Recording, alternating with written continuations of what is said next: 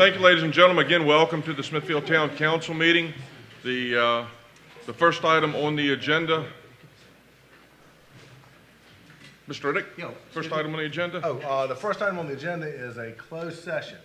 We need a motion to go into closed session for the purpose of discussing the acquisition or disposition of real property for public purposes pursuant to 2.2-3711A3 of the Code of Virginia.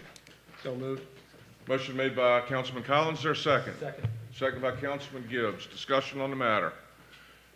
Madam Clerk, would you call the question, please? Councilman Collins? Yes. Councilman Gibbs? Yes. Councilman Pack? Yes. Vice Mayor Butler? Yes. Councilman Brooks? Yes. Councilman Smith? Mayor Bowman? Yes. Ladies and gentlemen, we'll be in closed session for, I'd like to say a short period of time, but we'll be back as soon as we possibly can. Thank you.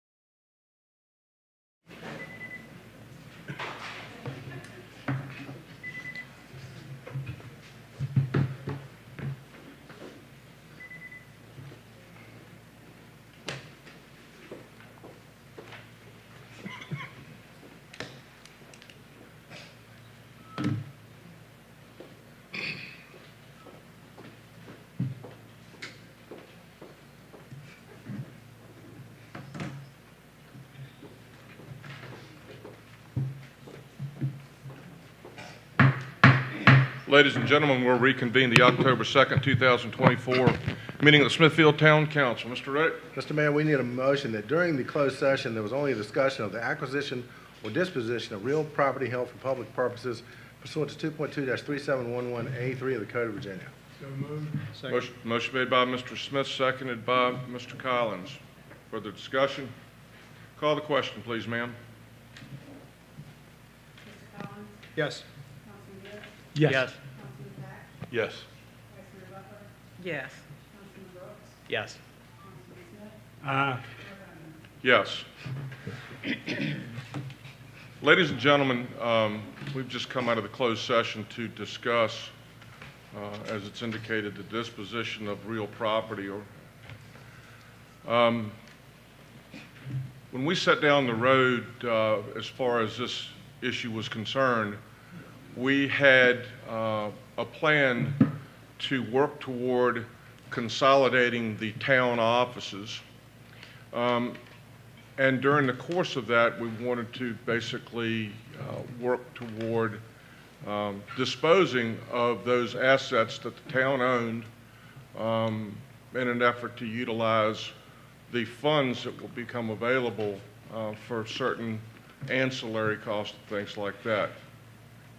To cut to the chase, what has occurred is the facility or facilities that we had planned on utilizing, we've hit a bump in the road as far as that transaction is concerned. That being the case, I'm here to tell you that we will not be taking any action this evening as far as the sale or movement of any town assets at this time. We have advertised for a public hearing. We will still have the public hearing because the public does have a right to speak on the matter, and we're not going to move that off the table. But I just wanted to let you know that, as you well know, whether it's in government or whether it's in management or whether it's in life, things change. And that's the juncture that we're at this point.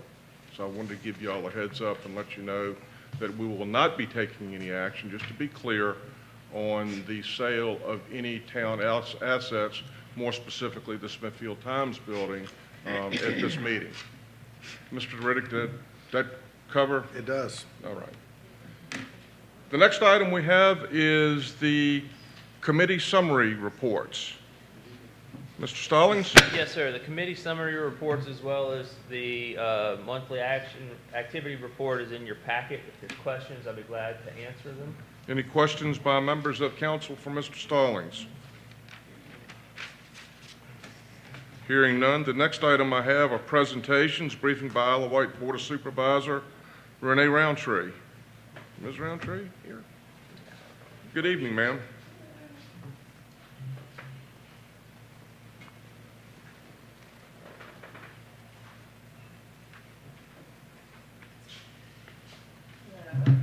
Good evening, ma'am. Renee Roundtree, Board of Supervisors, District 1.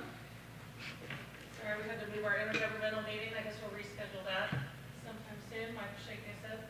So the relevant items from September 19th, which is our last regularly scheduled Board of Supervisors meeting, the county transportation staff located additional grant funds in the amount of $145,160 to cover expected increases in costs for the Smithfield sidewalk project. No bids were received when the project was advertised recently, and we've re-advertised with a delayed notice to proceed in the spring.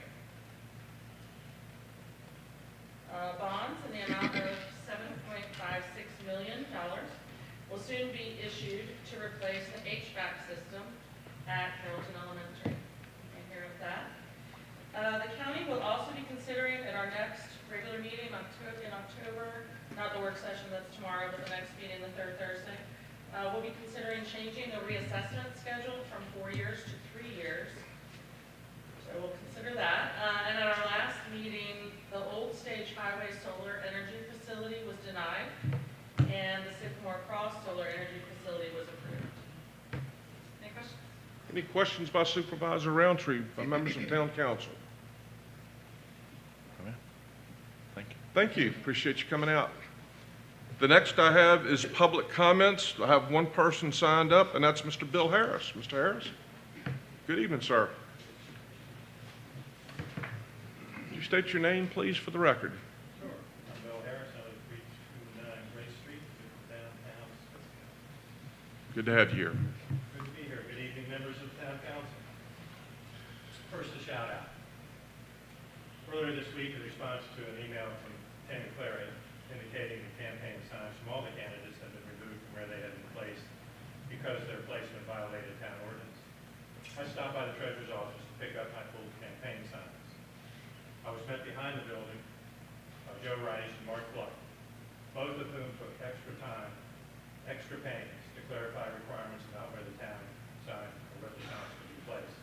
There was no finger point, there was no blame assigned. Both men were courteous and entirely professional and very helpful. And I just want to publicly thank them. I appreciate their positive attitude and the information that they provided very much. Thank you. And speaking of clarification and information, I would really like to have some more votes regarding the proposal for the development of the cottages at Battery. I've gone through the applicant's proposal a number of times, and I believe that the proposal is right with a number of unjustifiable requests. But primary concern for me is the request for an SUP to increase density to unacceptable numbers. I really appreciate the fact that Mr. Pack opened the planning commission discussion by asking the representative of the development that very question. How was he going to justify going from 8 to 12? I'm hoping council will direct planning commission to remind potential developers that we have zoning requirements to specify maximum units per buildable acre should be capped at 8, and that the zoning regulations are in place to protect and serve the town and its citizens, and are not to be waived solely to increase development of property. Hats off to Commissioner Bryan as well, who reminded everyone in the room, who spoke virtually for everybody in the room, that development in Suffolk and development in Smithfield are two different things, and they should not look the same. I'm also baffled by the special use permit requesting non-contiguous green space.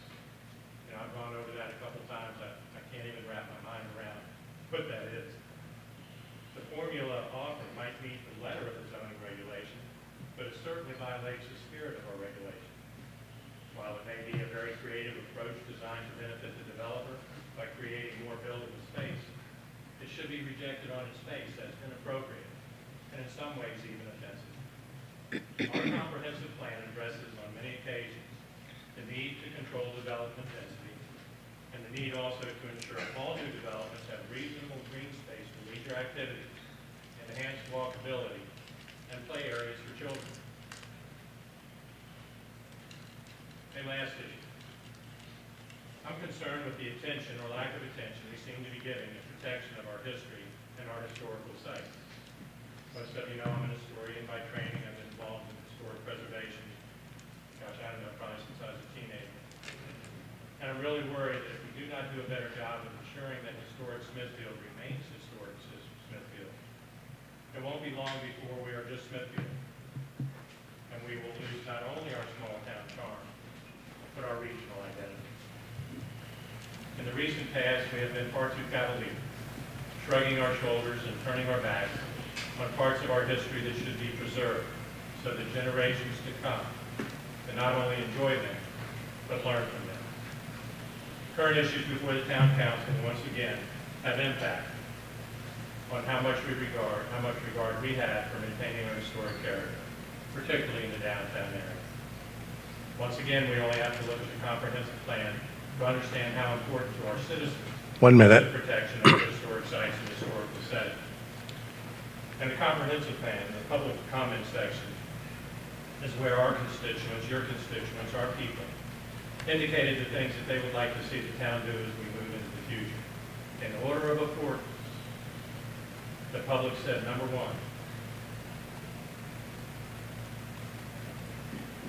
well, number 2 is protecting historic. Number 1's natural resources. Number 2, historical. I stepped on my glasses. Number 3, infrastructure. And number 4, green space. You know, that's what the folks are saying. We'll talk about the comprehensive plan a lot, I'm sure, in the future. But, you know, we can do better. We can do better with our historic stuff. Now is the time to do that. You know, it's not too late. But let's not have a day in the future when we look at each other and say, yeah, now it is too late. Your time has expired. And one last thing, just to remind Ms. Lisi, we will be requesting that Grace Street be closed Halloween evening as they have done in the past. Thank you, Mr. Harris. That's all I have signed up for public comments. However, just because you haven't signed up does not mean that you can't speak on a matter that is not on the agenda. All right. Thank you. The next item is council comments. Any member of council have a comment? Comments? I'd like to say something. Madam Vice Mayor. I'd like to publicly thank Jim Collins for covering for me on last week. Even though I listened to his comments that he said that I'm going to owe him, and I'm committing tonight that I will. But he is on the committee with me, and Jim, I really appreciate that. I'm glad you're feeling Thank you. Thank you, Madam Vice Mayor. Any other council comments? If not, we have the consent agenda item. Get my glasses before I step on them. The first item will be Mr. Randy Pack, and we'll roll through there. Mr. Pack?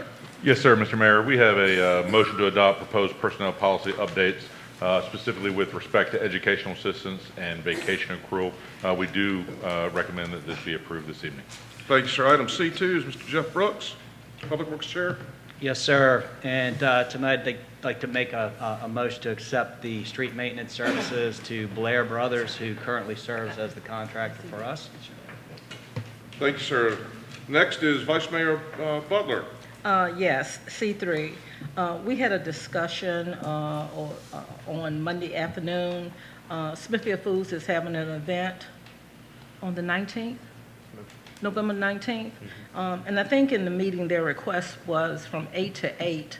And Mr. Monroe was present, and we did ask if they could make an adjustment in the schedule. He did. And I thought Michael, from my conversation with you, that we said from 10 to 10. They've adjusted from 10 to 10. Okay, so I'd like to make a motion to approve Smithfield Foods' request to utilize the alley and the parking lot of Taste from 10 a.m. to 10 p.m.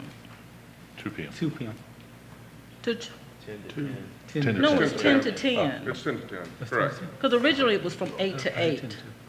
It's 10 to 10 now. 10 to 10, okay. C4 is a motion to approve proposed legislative priorities. Senator Jordan had sent us a notification of any items that we would like to present to the legislature, and we have 3 items. We are requesting for funding support for South Church Street project to include the bike trail and widening of South Church Street corridor from Battery Park to the Cypress Creek Bridge. The second item is modifying the recently adopted changes to section 46.2-1300 that currently allows for localities to reduce speed limits on roadways with speed limits of 25 miles an hour. One of our council members asked if we could ask the General Assembly to consider increasing that speed limit to 35 miles an hour, which would allow us reduction no lower than 15 miles an hour. And the last item is reversing the recent change to the public hearing law that changed the advertising time requirements, as this change has added an additional month to many of our zoning requests, therefore delaying the process for our residents and our businesses. And I guess some localities are different from ours. You know, we have a local newspaper and it's published once a week, and if the additional time was being added because of the publication, but we're asking for reconsideration so we can continue to public notices the way that we've always done. So I'd like to make a motion to send these 3 items for legislative process. Thank you, Madam Vice Mayor. And in the way of the special event for Smithfield Foods, this afternoon I did receive a diagram. We received it very, very late. We're busy, but if you'd like to have it, I've sent it to the town manager, and also, Tammy, did I send it to you? I've sent it to the town manager. It gives you the layout, so I'll ask Michael to send, and if y'all can send it out to council tomorrow, but it's a very, very well done layout, just to show you what they'll be contemplating when they have their special event. The next is invoices over $20,000 requiring council authorization. You got that, Mr. Pack? Yes, sir, Mr. Mayor. We have the first invoice here tonight to Blair Brothers for Battery Park Road ditching, $31,500. The second is to Athens Building Corporation for the Windsor Castle Park Boardwalk Restoration Project that is ongoing, $62,115.75. We have our share of IT services, we split with Isle of Wight County, $81,000. This is a 6-month payment. And then SHI International Corporation for various Microsoft licenses for our computers and admin here in town, $23,992.74. Mr. Mayor, we do recommend approval of these 4 invoices this evening. Thank you, Mr. Pack. Chair will entertain a motion on the consent agenda items. Mr. Mayor, I move that we present the consent agenda as approved. Motion made by Mr. Pack, seconded by Councilman Smith. Further discussion? Would you call the question, please, ma'am? Councilman Gibbs? Yes. Councilman Pack? Yes. Councilman Brooks? Yes. Councilman Collins? Yes. Councilman Smith? Aye. Vice Mayor Butler? Yes. Mayor Bowman? Yes. The next item we have on the agenda is the public hearings action section. The first is special use permit, 1915 South Church Street. Tammy Clary. Ms. Clary? Yes, thank you. Good evening. The applicant is requesting a special use permit. This is to operate an indoor commercial recreational facility in accordance with Article 3JC20. The proposed use will be a personal fitness facility known as Raw Fitness, has an enrollment of approximately 25 to 30 clients per month, and will operate by appointment only between 4 a.m. and 8 p.m. Monday through Friday. The applicant has stated that the proposed use will not be a 24-hour, 7-day-a-week training facility. This application was favorably recommended at the September 10th Planning Commission meeting. The positives: it does provide additional recreational facilities within town limits. It is not a by right use and does require a special use permit. Included in the application package were letters of support that we had received for this application. Thank you. Thank you, Ms. Clary. Any questions of Ms. Clary by members of council? Is the applicant present or representative wishes to be heard? Not, I'll open the public hearings. Does anyone in the public wish to be heard on this matter? No one has signed up. I'll now close the public hearing. The matters before the council for action and discussion. Mr. Mayor, I will add to this that at Planning Commission, after it was a unanimous favorable decision to send this to council, that we asked staff to review the use of this property, and that we consider it a modification where this is no longer required a special use permit, but a by right use for this, and Planning Commission is in favor of that. We hope to get that back to council at some point in the near future. Thank you, Mr. Pack. Any other questions or comments? I do have a Yes, question. ma'am, Madam Vice Mayor. Is it just referencing personal training businesses? Gym facilities. Gym facilities? Yes, ma'am. Okay, And Ms. Clary will do the work to make sure that we have the language correct on that. okay. Thank you, Madam Vice Mayor. Any further questions or comments? The chair will entertain a motion. Mr. Mayor, I move that we approve the special use permit as presented. Motion made by Mr. Pack, second by Councilman Collins? Or Councilman Gibbs, I'm sorry, I was that way. Stepped on my hearing aid. Anyway. Further discussion. Could you call the question, please, ma'am? Councilman Pack? Yes. Vice Mayor Butler? Yes. Councilman Gibbs? Yes. Councilman Collins? Yes. Councilman Smith? Aye. Councilman Brooks? Yes. Mayor Bowman? Yes. Next I have is public hearing special use permit, 13453 Benchurch Boulevard. Tammy Clary. Yes, thank you. The applicant is seeking approval to utilize 3 existing shipping containers as accessory structures. Due to the changes in our zoning ordinance, it is zoned community conservation and does require a special use permit. It is unknown how long the shipping containers have been present on the property, but the special use permit would bring the property into compliance. This was favorably recommended at the September 10th Planning Commission meeting. Again, the positives, this would bring this property into compliance as there are existing shipping containers currently present. It is not a by right use and does require a special use permit. Thank you. Thank you, Ms. Clary. Any questions of Ms. Clary by members of council? Thank you, ma'am. Is the applicant present or represented and wishes to be heard? I'll open the public hearing. I don't have anyone signed up. Does anyone wish to be heard on this matter? I'll close the public hearing. The matter is before council for action and discussion. Mr. Mayor, I will also like to add to this that this property is located across Route 10 from Taco Bell there. These storage containers have been there for a while, and if you recall, when we were cleaning up our ordinance some time ago, we identified buildings in town that had storage containers in use, and if we wished to grandfather them, consider them at that time. Well, we didn't see these at that time, so this is a continuation of that, quote, grandfathering of this. And that is why the Planning Commission felt that it was an appropriate special use permit to recommend favorably to Town Council. Thank you, Mr. Pack. Further questions? The chair will entertain a motion. I'll make a motion to approve the special use permit for 13453 Ben's Church Boulevard as presented. Motion made for approval by Mr. Collins. Is there a second? Second. Second by Vice Mayor Butler. Further discussion? Would you call the question, please, ma'am? Councilman Pack? Yes. Councilman Brooks? Yes. Councilman Gibbs? Yes. Councilman Collins? Yes. Councilman Smith? Vice Mayor Butler? Yes. Mayor Bowman? Yes. Next item is special use permit, 803 South Church Street. Tammy Clary. Yes, thank you. The applicants received a special use permit, comprehensive plan amendment, and official zoning map amendment back in April of 2020. They did provide a phasing plan that indicated they would connect to town water by June 1st of 2022 and install their driveway improvements by June 1st, 2022. In the staff report, we also documented the other times they appeared before the Planning Commission.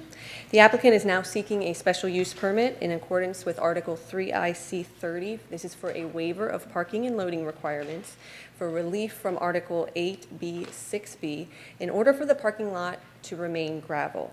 The Planning Commission favorably recommended this application in August with the condition that the applicants connect to town water within 2 years.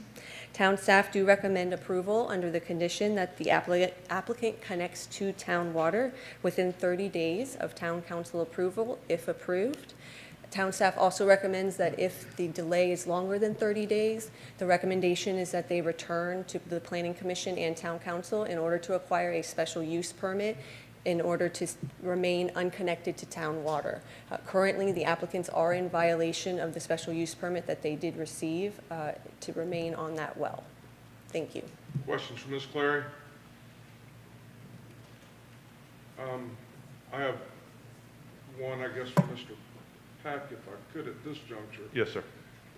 Planning Commission came back and decided that 2 years was appropriate. Yes, sir. Can you maybe reconcile the difference between the thought process between the Planning Commission and what our town planning department, or is that asking you to look into a crystal ball, or? I mean, Yes, sir. I'd like to know why it's a significant variance. Yes, sir. The applicant came before Planning Commission and made the case that the connection to town water was a little north of $30,000, and that they had yet to be paid out of their business. They were trying to remain profitable and keep the business open. And their request is to ever have to apply for a hookup to town water, which is not before us tonight, to be clear. Sure. But that the Planning Commission, in an attempt to be business friendly, said we'd be willing to grant you another 2 years on this and not require pavement of the parking lot, and that is their recommendation to council. I see the applicant in the audience tonight. I'd rather they speak to it than me tell them what their motives are. I just didn't want, just trying to figure out the difference between the two. Yes, sir. Staff did recommend 30 days, and it was not a unanimous decision, but it was the majority decision on Planning Commission to recommend a 2-year reprieve from having to hook into town water. Does anybody have any follow-up to my inquiry, Mr. Fennec? Any questions of Ms. Clary subsequent to Yes, ma'am. Mr. Collins? Mr. Peck, you said that's not before us, the hooking up of the water. But So the special use citizen permit that is in front of us this evening is so they don't have to pave their parking lot, right? They are in violation of their special use permit that had them hooking up their water by June 1 of 2022. But they have not asked for a waiver on that yet, okay? Ms. Clary in her staff report says, hey, we're okay giving the approval to not pave your parking lot, but you have to hook up to water in 30 days. And Planning Commission said, well, we're okay with this too, but we're going to give them 2 years. That was a recommendation.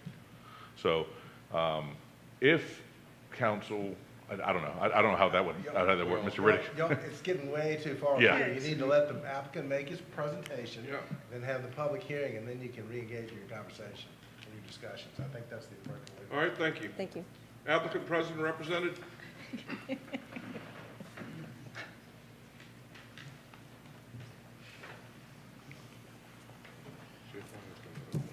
Good evening, ladies and gentlemen. My name is Tim Ryan, 11220 Shelter Cove, Smithfield, Virginia. Good evening. Nick Hess, 223 South Church Street. Good evening, gentlemen. This evening, we're here, just to go back to where we were, we're here to seek a waiver and relief from having to pave our parking lot and having to hook to town water. They're connected in both the recommendation from the Planning Commission, but they're connected in a lot of other ways that I'd like to lay out here in a couple points, some of which I made to the Planning Commission, or the Planning Commission earlier. So first, we got a lot of finger waving at us when we went to the Planning Commission. Oh, you said that you were going to do this, you said yes, you said this, and now you're saying you don't want to do it. And that's true. We said yes because in 2020, if we had not said yes, we'll do this, not knowing how much it was going to cost or what it was going to involve, if we hadn't have said yes, we'd have never gotten rezoned. If we hadn't have said yes in 2021, right after we'd spent over $100,000 of our own money to rehabilitate a 95-year-old building, if we hadn't said yes then we would have never opened up the restaurant. We would have never turned that old Sal's ear into a purse, and then created a place that the town obviously likes to use, and we got a lot of business there. So we went from dirt parking lot and fallen down interior 95-year-old building to something that's now a usable, viable business. We said yes to do that at great risk to ourselves, both in time and economic. But we didn't have any idea what it was going to cost or what it was going to take. Initially, the town engineer said we might be able to hook up to the animal hospital water line. That turned out that wasn't going to be the case. So, and we also didn't know at the time that between the parking lot and the water, 2-inch water main, that it was going to cost over $40,000 for the two combined. Actually, much more than that.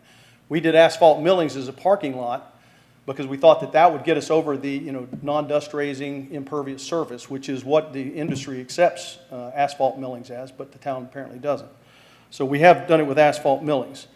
So talk about the $40,000 to my next point here, which is the huge economic impact that fulfilling this thing either now or 2 years from now would have on a small business. Okay, $40,000 is 10%, which is the golden rule for a restaurant in terms of profit. That's 10% of $400,000 of revenue. Now think about it. We're a small business. $400,000 of revenue is a lot of money. It's a lot of revenue. Maybe not for other restaurants in town, but it is a lot for us. The town knows we had $609,000 of gross revenue last year. We paid tax on it. We've paid $100,000 of tax to the town since we've opened. So $40,000 on $400,000 worth of revenue, that's 65% of all the profit that we'd make. We as owners have been working for free for the last 4 years, using that profit to pay down the debt that we used to rehabilitate this old fallen down building. But the real part of it is, and we're not afraid of investing our own money, it doesn't bring anything to the bottom line. The water, putting a 2-inch water pipe out there doesn't make the beer any better. It doesn't make the water flow any better inside because we'd have to step it down anyway. Doesn't make the parking lot any bigger. Doesn't make our air conditioner work any better. Doesn't give us any more seating. It does absolutely zero for us now and into the future. It doesn't improve our property value. So any money that we would spend on this would have to come out of our pocket in terms of personal loans. So you can imagine what that conversation sounds like around the dinner table, right? Hey, honey, we're going to spend $40,000 of our own money to go put in a water pipe and a little bit of asphalt over at Red Point. We'll push back the next vacation for about 10 years when the kids are 28. So that's not going to go real well over the dinner table because it's money that we'd spend that has no return for us. And then lastly, and probably most importantly, is that the rule doesn't fit us, right? I'm sure that whoever made the rules, and they seem to be relatively recent rules, and that if you do more than 50% renovation on a building, then you have to comply to whatever commercial standards are. But a 2-inch water line going to our building will never get used as a 2-inch water line. We've got a 3/4 inch going in there right now off a well, and it works just fine. It would never get used. It'd be a complete waste of time. And you're not going to put anything else on that property because we've got every single square inch of the place filled up as it is.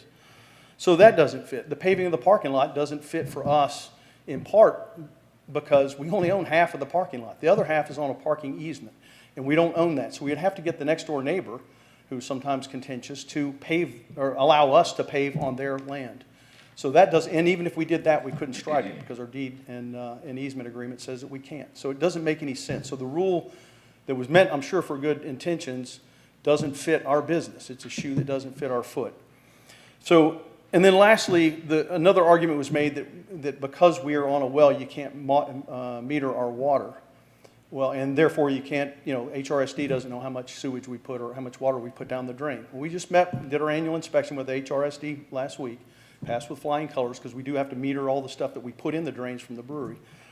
And the solution is with them, and we have 90 days to do it, and we've agreed to do it, is to put a building water meter on there, which we have to have done by Christmas. And then we'll report the water usage, and we'll pay according to whatever the water usage is. Easy money. So in conclusion, we're here in front of you to get a waiver for both the paving and the water hookup, whether that's now or 2 years down the road, because the economic impact, it doesn't bring anything to us, and we believe that it's a rule that doesn't fit our business, even though well-intentioned. And we said yes 4 years ago almost now, and did so in a way that's now brought the town a much better thing than was there before. So with that, we ask for your consideration and ask for permission for a waiver. Thank you. Mr. House, you have any comment? You did a great job. No, you hit it all. We brought a great product to the town, and I feel like the town is behind us on it. And to connect to water, like Tim says, it doesn't fit us. Yes, back then it was, hey, connect to the water or you can't be a commercial building. This building opened in 1929 and has never been anything but commercial. For us to even have to rezone it when we did, to me, was a little crazy. It's been commercial forever. So that being said, we brought an old gas station back that was nothing. It has been a failing business for really 90 years before us. We're the 39th business to go in there. We'll never turn 40. If that tells you where we're coming from. We're here to stay. We both live in town. We love the town, so that's where we come from. Thank you. Questions, Mr. Pack? Yes, gentlemen, one of the things that you touched on in your presentation was the HRSD connection. Can you elaborate just a smidge on what that looks like so that and how you would return your unused water to the sewer system and how that is appropriately built? Well, so the agreement we have with HRSD, and she didn't get her letter out to me before this meeting, or I would have shared it with you, but this was just Thursday of last week when we met with Angela Kilgore from HRSD. We just have to put a meter on the water line that just captures how much water we use, and then they bill according to how much water we use. And then any water that we capture or use for beer, as an example, then there's a program where we can give them our TTB records to say, here's how much beer we produced, and then they deduct that amount of water off of, because a lot of it leaves the premises, and so they'll deduct that off our total water usage and give us a refund at the end of the year. So in doing so, you are paying HRSD for the services that you were using? Yes. Exactly. Yes, sir. Thank you. Because they bill according to how much water goes into the system. Further questions? Comments? Yes, I have a question. Mr. Collins? Michael or Tammy, can either one of you expound a little bit on the rezoning and what, if it's always been commercial forever?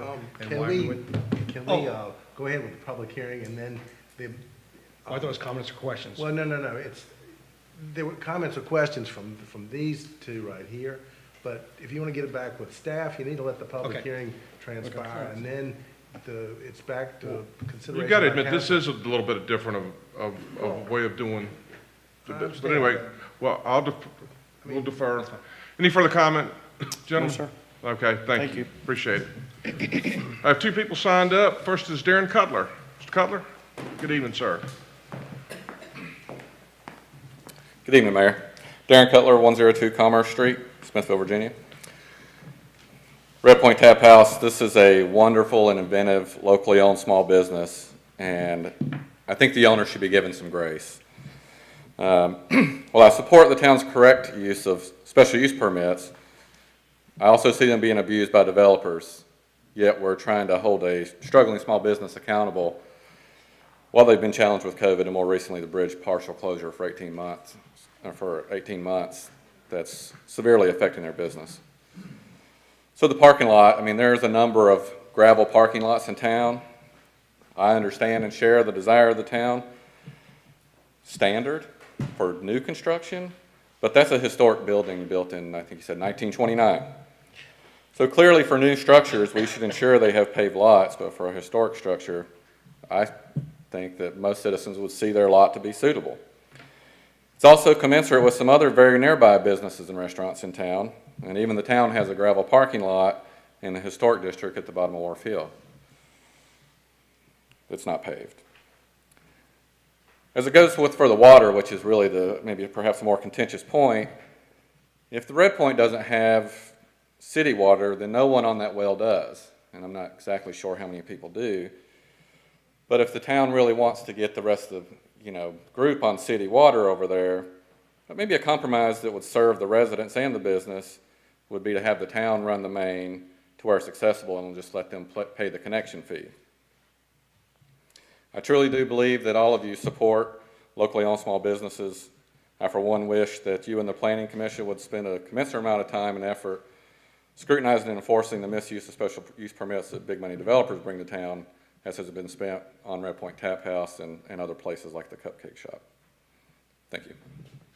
Mr. Cutler, I think that, back to your point on the town parking lot at the bottom of Wharf Hill that's not paved, I think it was a requirement that it not be paved because they didn't want an impervious surface so close to the watershed. So I think that's the reason. That was discussed, I think, when we purchased the property, if I remember correctly. So just want to get to the point. Thank you, sir. And I considered that point on Red Point Tap House. When we look at what happened out in Western Carolina, where I'm from, a lot of those impervious surfaces in Nashville did not assist in the water issue. Yep. Hope all your family's safe out there. Thank you. Sir, thank you.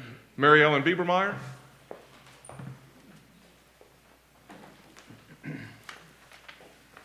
State your name, please, ma'am. Good evening. My name is Mary Ellen Biebermeyer. I live at 355 Grace Street. I'm here to talk about Red Point Tap House tonight. The building where Red Point Tap House is located has had businesses on it for 90-some years, some successful, some not. In my 22 years of living in Smithfield, I can say that Red Point Tap House has been one of the most creative and innovative businesses on this part of South Church Street.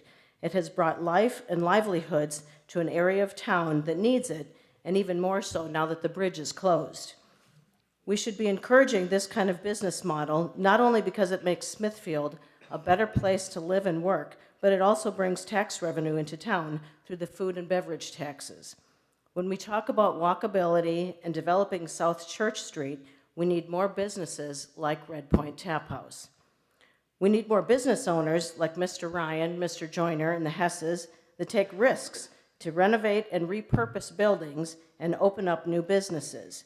If we say that Smithfield and Isle of Wight County are business friendly, we need to be especially welcoming to small businesses that have the creativity and flexibility to provide the goods and services that make our town successful and a tourist destination.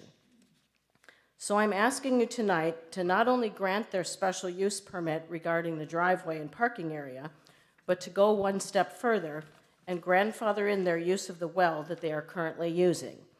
Just because a wrong decision was made by the town requiring the property owners to connect to town water does not mean we have to dig in our heels to further that bad decision.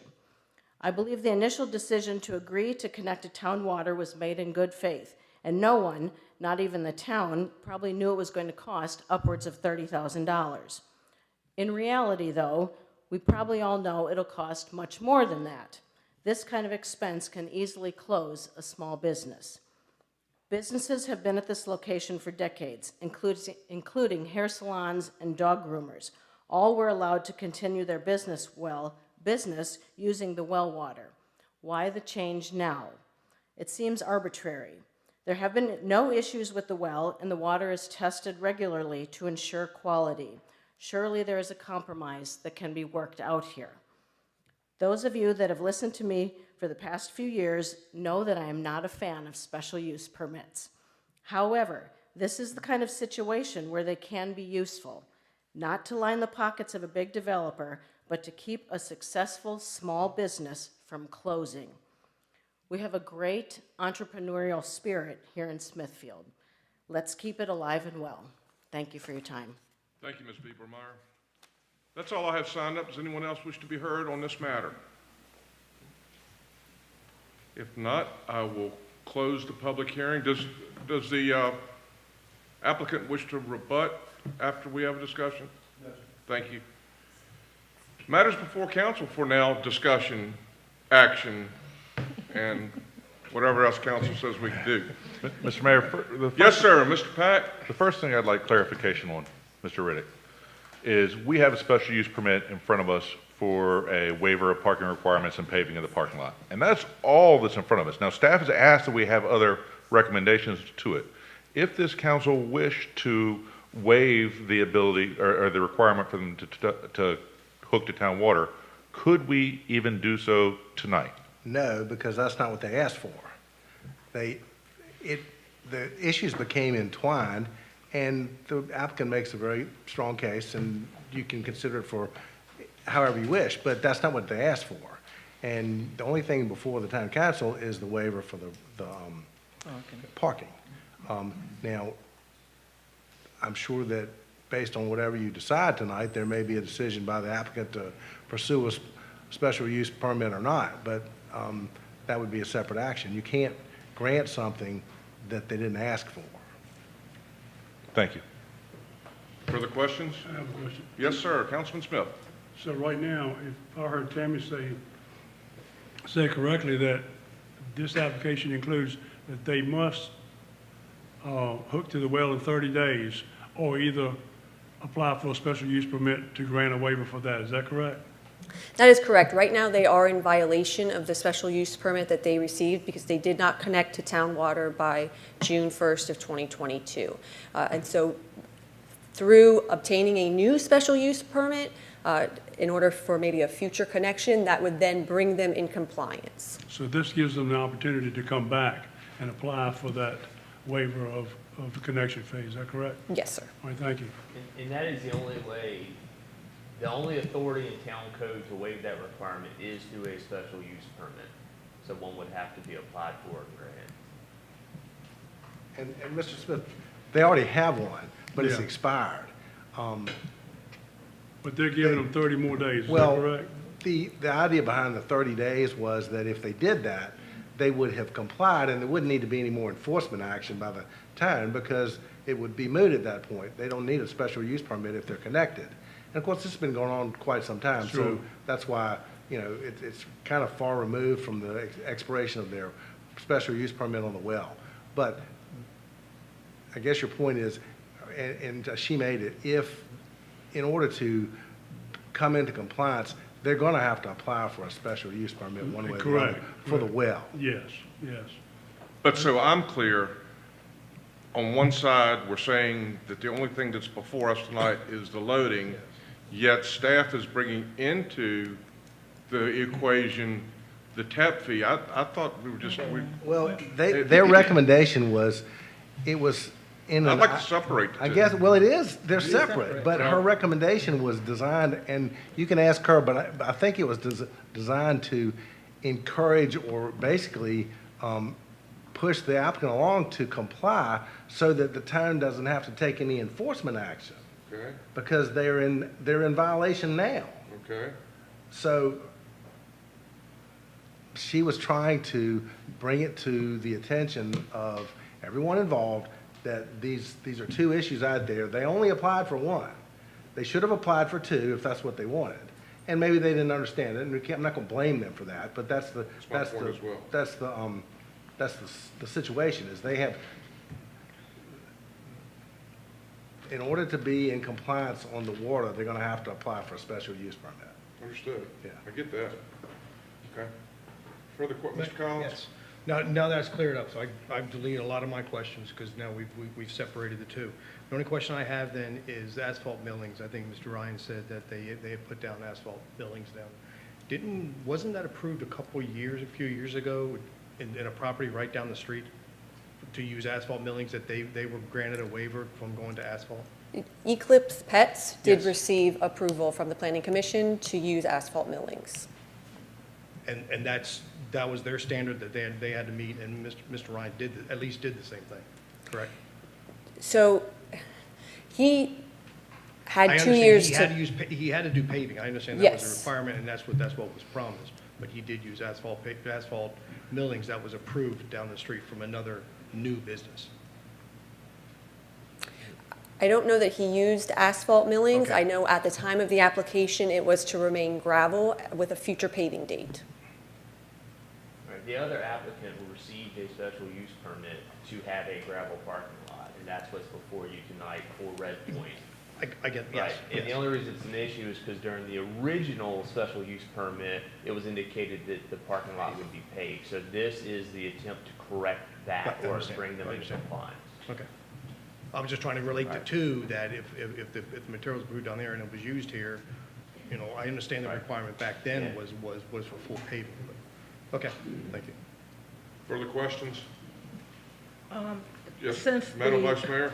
Since connecting to town water is really not a request tonight, or they have not made that request, are we out of order discussing that? It was a recommended condition by staff as a way to help bring everything into compliance all at once. The planning commission recommended that we give them an additional 2 years to do that. If that's the will of council, then again, that would stop all enforcement actions on our end for another 2 years and would give the applicant sufficient time to either come apply for that special use permit or connect, whatever their option was. Well, it So- really doesn't relate to what the tap house needs to do. I need some history on the town. There've been several businesses there, and why are we just requiring a business now to connect to town water? Why haven't we made that a requirement before? So this kind of goes back to Mr. Collins' question about the zoning. It was zoned residential office. When they came to propose their eating Okay. establishment and tasting room, we don't have a permitted use under residential office. And so they had to rezone to the highway retail commercial in order to have the permitted use, in order to have the eating establishment. During that rezoning, special use permit, comprehensive plan, that's when they had provided a phasing plan with their application that indicated they would be connecting to town water June Okay. 1st and paving. Okay. Mr. Riddick, wouldn't it be much cleaner if we went ahead and handled the issue at hand, which deals with the parking lot, realizing that there is a potential violation as far as the water hookup? They could come and then ask at a nearer but later date as far as a special use permit for the water. Would that make things cleaner? Well, that's what Ms. Clary got tempted to do. She was trying to prompt them to make the application for a special use permit for the water, because that's really the big ticket item that we're talking about here. Right.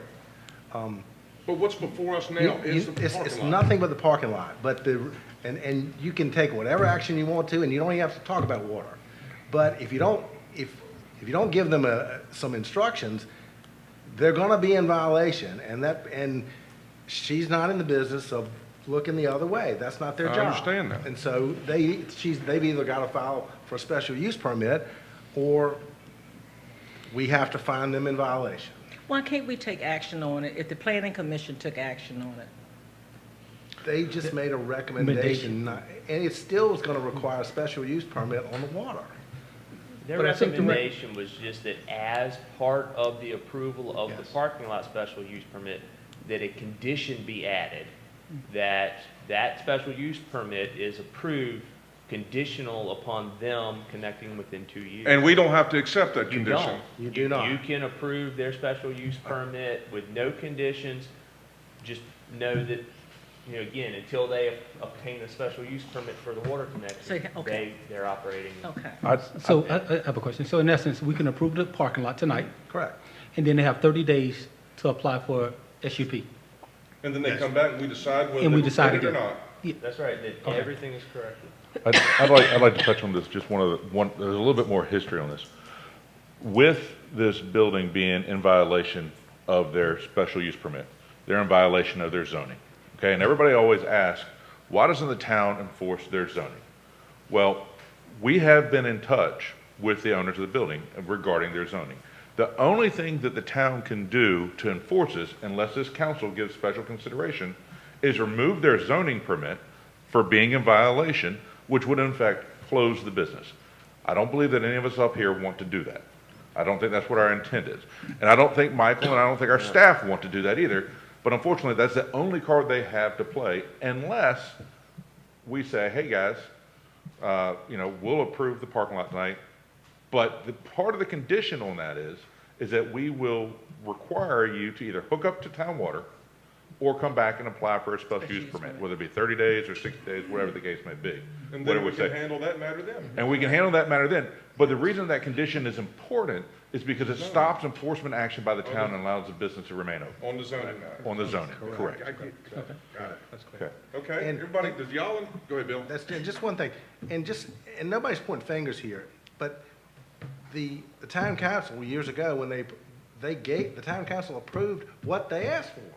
And he's made a case tonight that what he asked for, he didn't understand the cost, and that there are reasons why he's asking something different. So, years ago, nobody sitting in the seat you're sitting in now did anything nefarious or heavy-handed trying to impede this business. That wasn't the case. The town council approved the zoning that they asked for. But if we were in a court of law and this was a court case, the bottom line is, we're looking at, right now, I understand we wanted them to do this, we wanted them to do that, but the bottom line is tonight, we can deal, or should deal with the parking lot, and then it may require them in a separate case to come before us as far as the water is concerned, and ask for a special use permit for an exemption as far as the hookup is concerned, either then or at a later period of time. Correct. Y'all, folks, clear? They had to apply within 30 days. And Mr. Mayor, Yes, sir. may I ask applicants back to the podium for one question, please? Oh, absolutely, sure.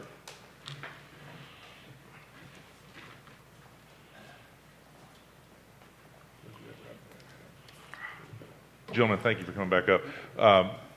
You've heard our discussion tonight and the actions that are within our realm taken. Do you understand what we're saying? That's what I'm asking. Yes, absolutely. So when we put in the special use, or when we put in the request for the special use permit, I did the paperwork, and I emailed Tammy and asked, said, here's what I want to do, and here, what are the codes? And when I went back and reread it, she gave me what she thought I asked for. And so I put in ordinance, this, that, because it's not easy to figure all that out. So she said, here's what you need to solve the problem that I thought I'd asked her about. I thought I'd asked for both the parking lot and the water. She gave me all the dots and dashes and, whatever page and paragraph things, and I thought that I had the right ordinances to ask for, what I thought. I didn't realize that I hadn't until I went to the planning commission. I was like, oh, well, I only asked for one. But since the two were connected in their recommendation, I said, we may as well try to knock out two birds with one stone. So what we'll do here, pending your approval of the parking lot part, is we'll turn around this week, get the right ordinance numbers, and put in a special use permit request for the water, if that's what you all are going to ask us to do. Okay, I just want to make sure you guys understood. This has Yes. been a little bit, Because little bit fuzzy. Yeah, we did go to the treasurer with an $800 check for two $400, and we had to go get another check because we thought we were paying for both of them. Yeah. So we did go there to have both of these on the same one. It wasn't, Yeah, it was just a mistake it was a paperwork Well, mistake on my part. if we agree to give you a waiver tonight, that will at least stop any enforcement action on the town until this is can we go resolved. with the planning commission waiver, the 2 years, and then we'll put it in between then? I mean, I'm just saying, it's, because, we put that use in tomorrow. That's 60 days, so now we're at Christmas. We're not having a Christmas meeting. We won't have a January. You know what I'm saying? It'll be February before you see us again. So we all know that. Although I can't make a motion, I'm of the opinion I'd rather to have the matter cleared up. I agree. I'm ready to get it I done, think too. you would too, at the end of the day. If you have a special use permit applied for, whether it's approved or not, that will hold off enforcement action until there's action taken on that SUP. Sounds good. We'll get that now. Thank you. Thanks, guys. Thanks, Appreciate you sir. coming back up. All right, further questions? Yes, I have one. Yes, sir, Mr. Collins. I'm inclined to support this, just because, one, I don't understand the purpose of paving half of a parking lot. I don't like that point. But I'm torn by paving. So what is our rule for paving? Who has to pave? Is it the new, if a new business moves in, new building, 50% renovation? What is the defined rule that we put the hammer down saying, look, no more waivers on gravel parking lots. We need paving.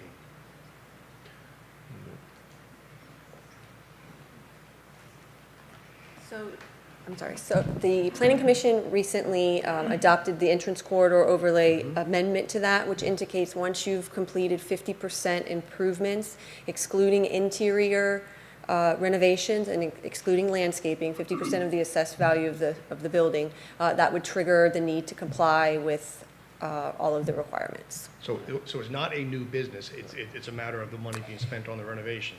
So if a new business came into a like facility down on South Church or in the overlay district, they would not be required to pave unless they hit that 50% threshold of assessed value? No, new businesses, it is in the zoning ordinance, that's why it's a special use permit for a waiver of the parking and loading requirements, because the parking and loading requirements do require paved surfaces for pathways and parking spaces. Good, I just want to make sure everyone was clear on that. Okay, good, thank you very much. Further questions? Thank you. Thank you, Tammy. Matters before council for action. I'd like to make a motion that we approve the special use permit as presented. Motion made by Mr. Smith to approve the special use permit as presented. Does that need more elaboration, Mr. Pack, please? Please. Yes. Is that to include the staff recommendation of 30 days or the planning commission recommendation? The 30-day staff recommendation. Thank you. For application for the conditional use permit, right? Yes. So let's restate that motion so everyone's clear. I want to make a motion that we approve the special use permit as presented with the staff recommendations to connect, or not to connect, but apply for the water in 30 days. Water connection in 30 days. Conditional use permit for water connection. Yes. Is there a second to the motion? Second. Second by Mr. Gibbs. Further discussion? Call the question, please, ma'am. Councilman Pack? Yes. Vice Mayor Butler? Yes. Councilman Collins? Yes. Councilman Gibbs?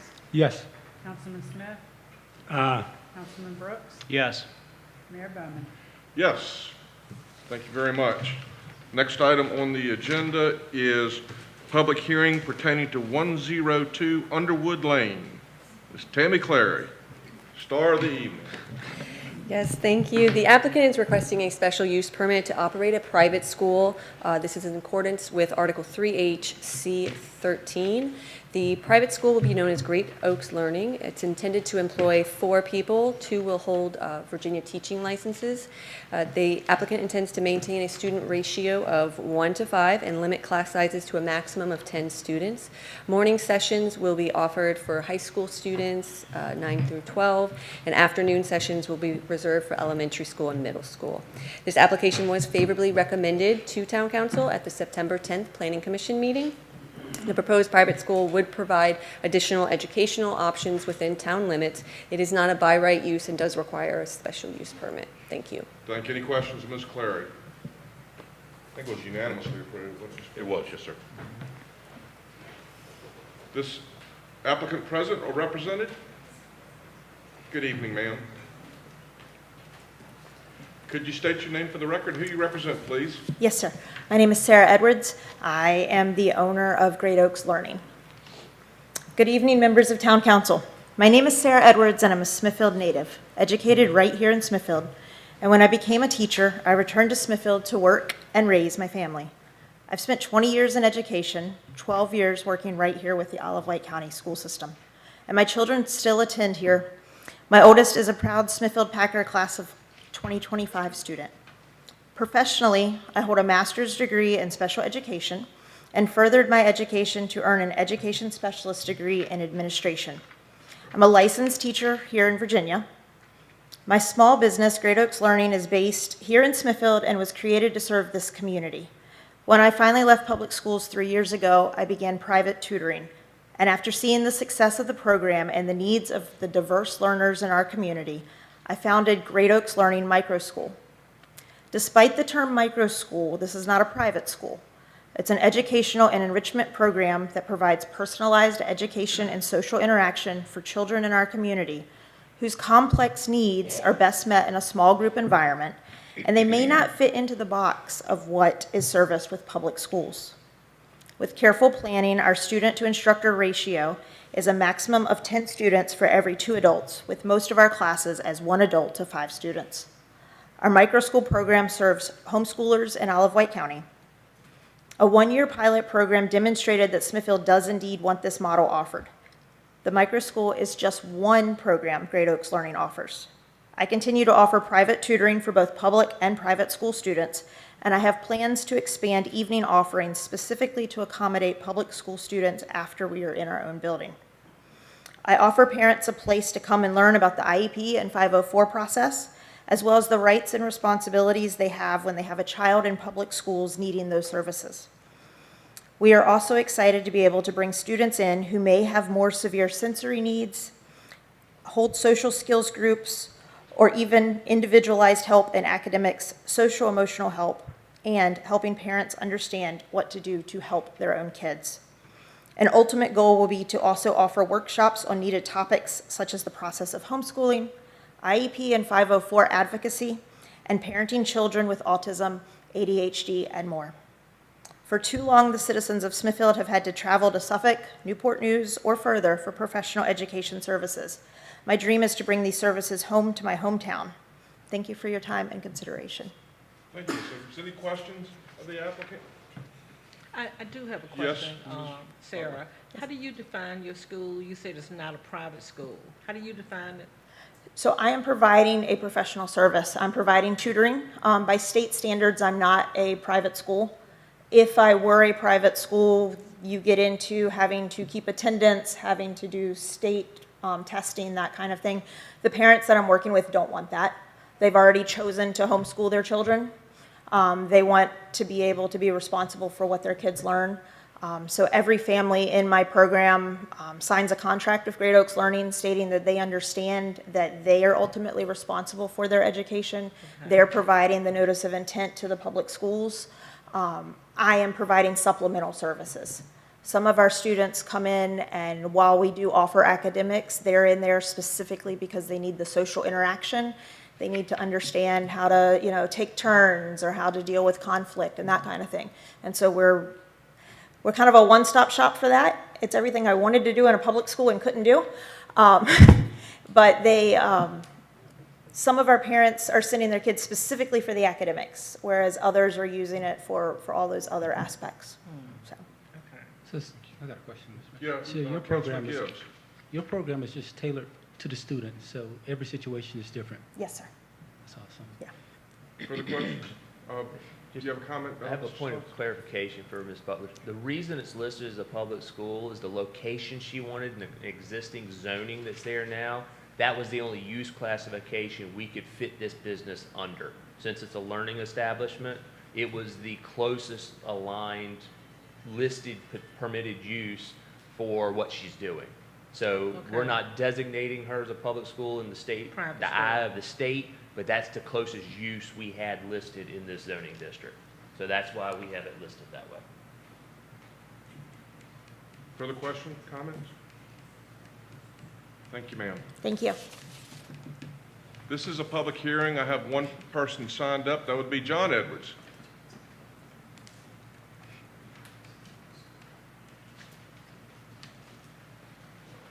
Mr. Edwards, good to have you with us here, sir. Thank you, Mayor. I'm John Edwards. My wife Ann and I live at 15279 Mill Swamp Road, and I'm here on our behalf to support our daughter Sarah's application for this permit. Ann and I were blessed to have 3 children, Beth, John Jr., and Sarah, and to raise them in and around Smithfield. Beth was the oldest. When she was quite young, we discovered that she had significant learning challenges. And as a teenager, those were dramatically complicated by serious and lifelong mental illness. Spending much of her free time at the newspaper, Beth walked the Smithfield streets and visited friends from one end of the district to the other. The late Clementine Odom in particular would welcome Beth for afternoons on end. And she would call us and say, "Don't worry, we're having tea on the front porch." It indeed takes a village sometimes, and Beth had a whole town and one of the finest helping her along. From her death by COVID in 2021, Beth struggled with her limits in a courageous manner and inspired everyone around her.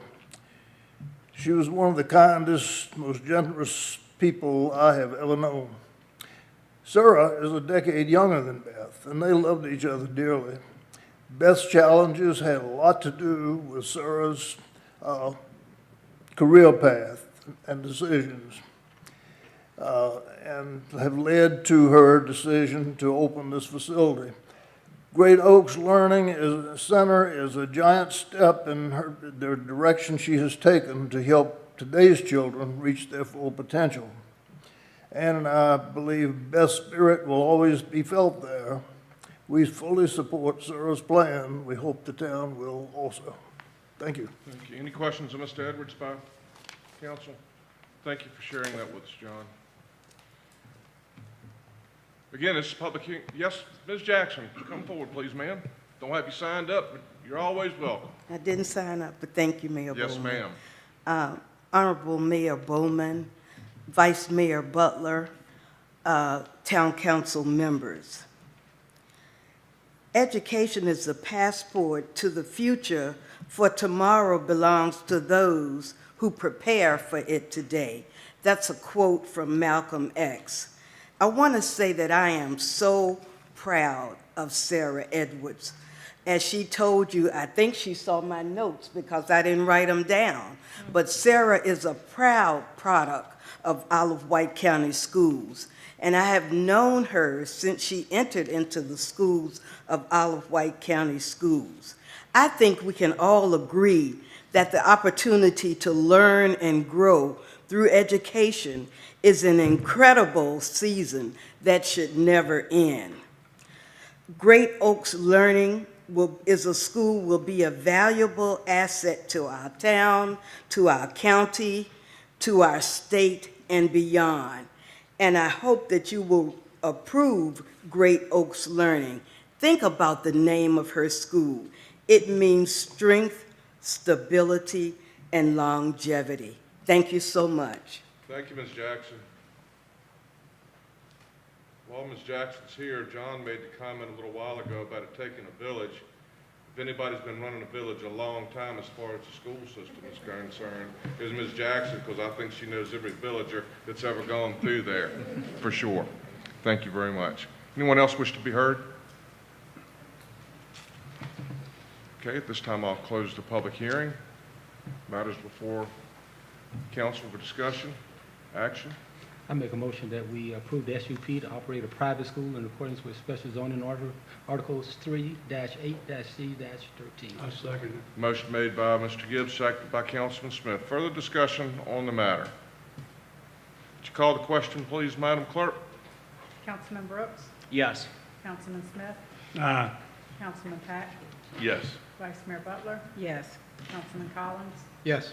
Councilman Gibbs, Yes. Mayor Bowman. Emphatically yes. The next item is public hearing pertaining to revisions of the zoning ordinance. Tammy Clary. Yes, thank you. Localities are required to update their Chesapeake Bay Preservation Ordinance. Staff did use the model ordinance that was provided by the regulatory agencies. This still would require applicants to obtain a CBPA exception for encroachment into that 100-foot RPA. Our WQIA, or Water Quality Impact Assessment, will now feature a resiliency assessment section. This is required by the model ordinance, and we will change the name of our Site Vista application to a buffer management permit, which will also align with the model ordinance. This application was favorably recommended to Town Council with the staff recommendation that any changes requested by DEQ be incorporated into the final ordinance. Thank you. Any questions, Ms. Clary? I think all of you were provided a copy of the condensed version, or can you want to explain? That's just a cover ordinance. The text was in your, on the agenda package, and it's voluminous. Yeah. Any other questions? Thank you, Tammy. This is a public hearing. Does anyone wish to be heard on this matter? I have no one signed up. If not, the chair will close the public hearing. Matters before the council for action and discussion. I'll make a motion to approve the amendments and revision to the zoning ordinance as described by Tammy. Motion made by Councilman Collins. Is there a second? Second. Second by Councilman Gibbs. Further discussion? Call the question, please. Councilman Gibbs, Yes. Councilman Smith, Aye. Councilman Pack, Yes. Councilman Collins, Yes. Councilman Brooks, Yes. Vice Mayor Butler, Yes. Mayor Bowman. Yes. The next item is the public hearing, sale of publicly held real property at 228 Main Street. Mr. Riddick, did you want to elaborate on that? We've already discussed. The council authorized a RFP to be issued. It was published in the newspaper. The bids were received. At the direction of council, the contract was negotiated with the high bidder. But before any locality can dispose of real property that's held by the locality, you have to have a public hearing, and the public hearing has been properly advertised and before you tonight. Thank you. The first person I have signed up is Ross Younger. Mr. Younger? Good evening, sir. Good evening. Good evening, Mayor and council members. My name is Ross Younger. I live at 19001 Farm Road in Smithfield. My wife Robbie could definitely verify that I'm not a very sentimental person. But there are certain things that command special recognition and exception. My wife and I own a business in Hampton that has been at the same location for over 112 years. So long, in fact, that the area is known as Bloxham's Corner. When we acquired it over 30 years ago, it was such an iconic landmark, we would not even consider a name or change location. Smithfield Times falls into that same category. It has endured at the same location for almost a century. I feel it has also earned and deserves that same respect. Switching gears to the fiscal responsibility of the council to be good stewards of the taxpayers' money, it only makes sense to accept Mr. Stewart's offer of paying full market price rather than accepting that $400,000 at a loss. And since Mr. Stewart originally made his offer in February of 2023 and again in February of 2024, technically his offer was in well ahead of the deadline. Thirdly, changing the use of the building to a family-friendly recreation and community center, I feel would only contribute to the nearly impossible parking situation already plaguing the historic district. In 1999, my wife opened an art gallery at 324 Main Street. Some of the then council members were so concerned about parking that it was touch and go as to whether we would get the special use permit for that gallery. In closing, I would ask the council to accept Mr. Stewart's offer and let the time stay where it belongs at 228 Main Street, historic downtown Smithfield. Thank you. Thank you, Mr. Younger. Robbie Younger? Good evening, ma'am. Good evening, everybody. Hi. Oh, sorry. I'm Robbie Younger. I live at 19001 Farm Road. I am strongly in favor of the Smithfield Times to remain and acquire their building at the present location at 228 Main Street. I would put in remembrance of the importance of the Smithfield Times, especially as a brick and mortar building in our historic district, and how its presence has added to our community and definitely is a staple right down there next to the post office. I would remind all of us that we are really blessed to have a local award-winning newspaper and journalists to keep us informed. When in the United States, if you Google it, small-town newspapers close their doors every day. Please consider, if they lose their presence at this location, will it be out of sight, out of mind? How would this adversely affect businesses? It would be a rippling effect with advertising and events, our current news and obituaries. We have a large group of citizens that are not computer or internet savvy, and they really rely on the Smithfield Times. Please do not let this slip away. As far as deadlines, each of us here, and I know I have, and we've all had family emergencies creep in. Please, I ask for grace and mercy in the situation for Mr. Stewart. And I consider if it was yourself, wouldn't you want someone to extend that to you? All right, thank you, everybody. Thank you, ma'am. Jesse Lanier?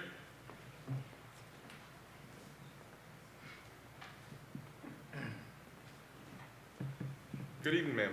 Good evening. Jesse Lanier, 101 Prestwick. Let's talk a little history. Some folk who don't like history will try to erase the part they find offensive. Others may attempt to change history by trying to justify it. Many accept the past for what it is and will use it as a guide for the future. And then there are some who celebrate history. They recognize that because of history, they are who they are. History happens. It cannot be erased. It cannot be changed. Council members, you can either try to erase history by closing the doors of an institution that has been a staple, not just in town, but in our county and in Surrey County for over 105 years. Or you can attempt to change history by trying to justify why you would allow the displacement of the newspaper to happen. The other option is to accept and celebrate the history of the Smithfield Times. Throughout its existence, it has informed us, it has educated us, it has entertained us, and it has given us a public platform. Why are we not celebrating what that building represents and what it means to the community? Why are we so nonchalant about its existence? Businesses come and they go. The Smithfield Times has survived. As a resident of this town, I believe it is our obligation as a community, our duty, our charge to support our newspaper. Any proven entity that has survived over 100 years is worthy of support. Let's keep the Smithfield Times where it is, where it should be, 228 Main Street in Smithfield. Please consider it. Thank you. Thank you, Ms. Lanier. Jose Hernandez? Good afternoon, sir. Good evening. My name is Jose Hernandez. I live in Carrollton, but my social interests are in Smithfield. And it appears as the town is selling the property just considered in 2 bits. We one excluded for not meeting a bid deadline submission, which offered the full appraised value. The 2 bids submitted are below the appraised value, which does not appear to be a great business issue, benefiting the taxpayers. There are certain conditions stipulated in the use of the property that the board is perhaps using to justify a lower sale value than the assessed appraisal. the process of selling the property appears lacking in transparency and not getting best value that could be corrected just by selling it in a public auction, with the stipulated condition to use identify, allowing all interested parties an opportunity to buy the property. Thank you. Thank you, Mr. Hernandez. Mary Batten?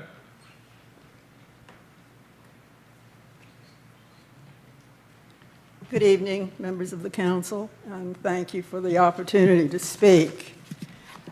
I urge you to keep the Smithfield Times in the building that has housed it for almost a century.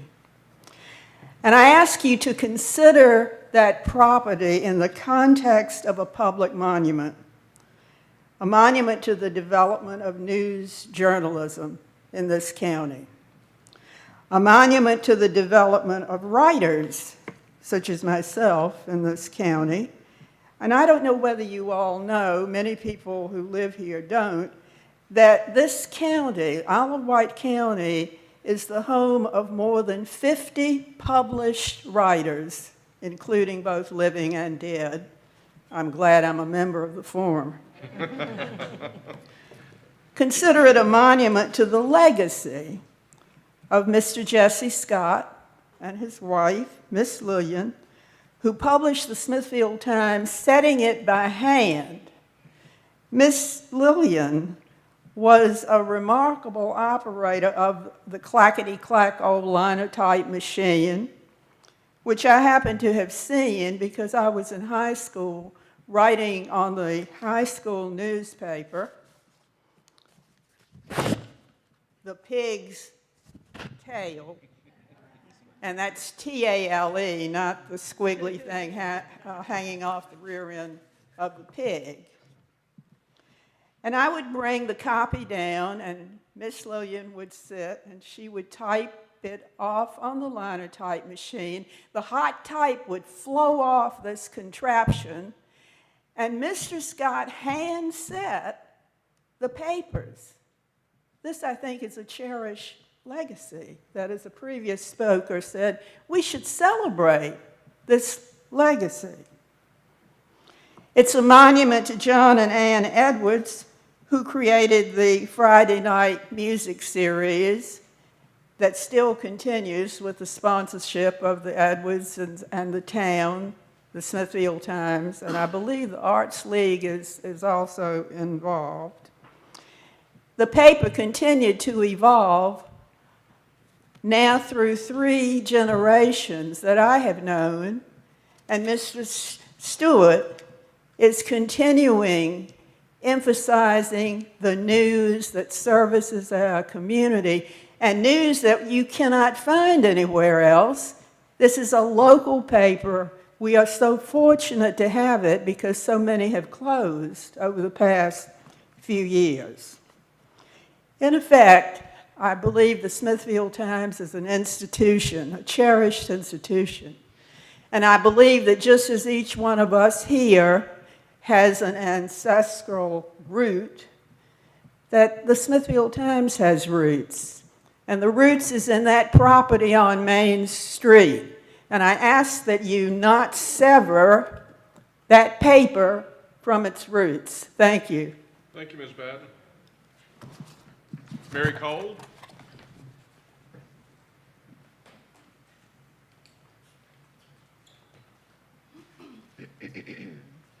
Good evening. Good evening. My name is Mary Cole, and I live at 1620 Magruder Road in Smithfield. Some years ago, this Smithfield community spent a lot of time and money seriously planning, working, preserving, restoring, and developing brick sidewalks and streets to bring out the historic flavor of Smithfield and to call it Historic Smithfield. Tourism became an important word to assist bringing in others from the outside, again, to historic Smithfield. History had become our survival. The Isle of Wight Arts League became an umbrella over all of the visual arts and performing arts and found a home on Main Street. A few years ago, it was awarded the Star Award by Dominion Power because of its unique coverage of the arts. The Times Square was lovingly provided by Ann and John Edwards, then owners of the Times and the Times Square, for use as a family gathering and a family gathering place of all ages that they could enjoy together.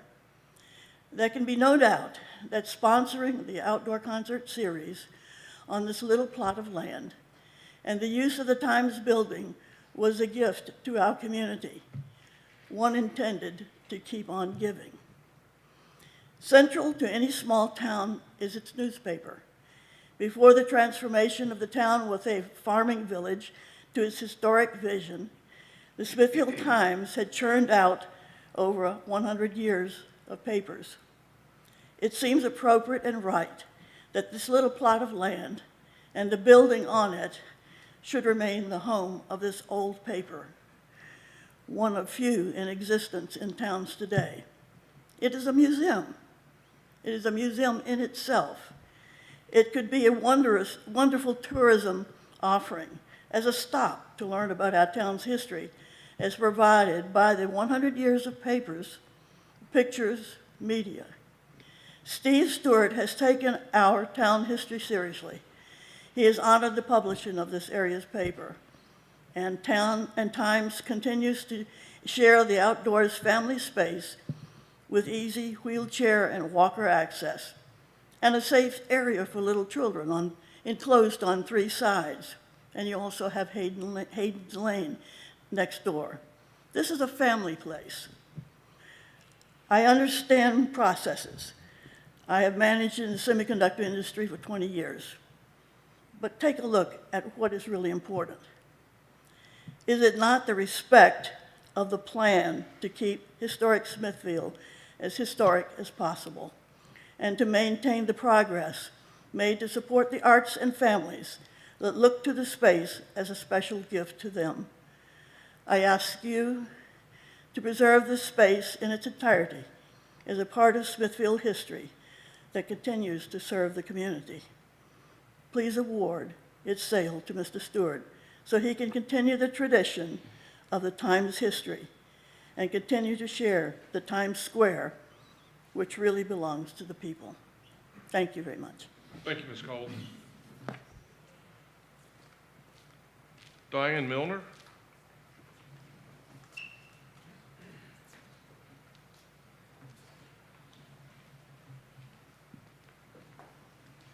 Good evening, Good evening, and ma'am. thanks for the opportunity to speak. Yes, ma'am. My name is Diane Milner, and I am speaking on behalf of the Isle of Wight Arts League, of which I am the president, and we reside at 319 on Main Street. And I also want to speak as part of the citizenry responsible for raising funds to renovate the stage. The Arts League has used the area designated as the easement since its inception of the summer concert series, which is part of the Isle of Wight Arts League. The previous owner and its tenant have provided changing areas, restrooms, storage facilities for entertainment, and stage equipment for these concerts.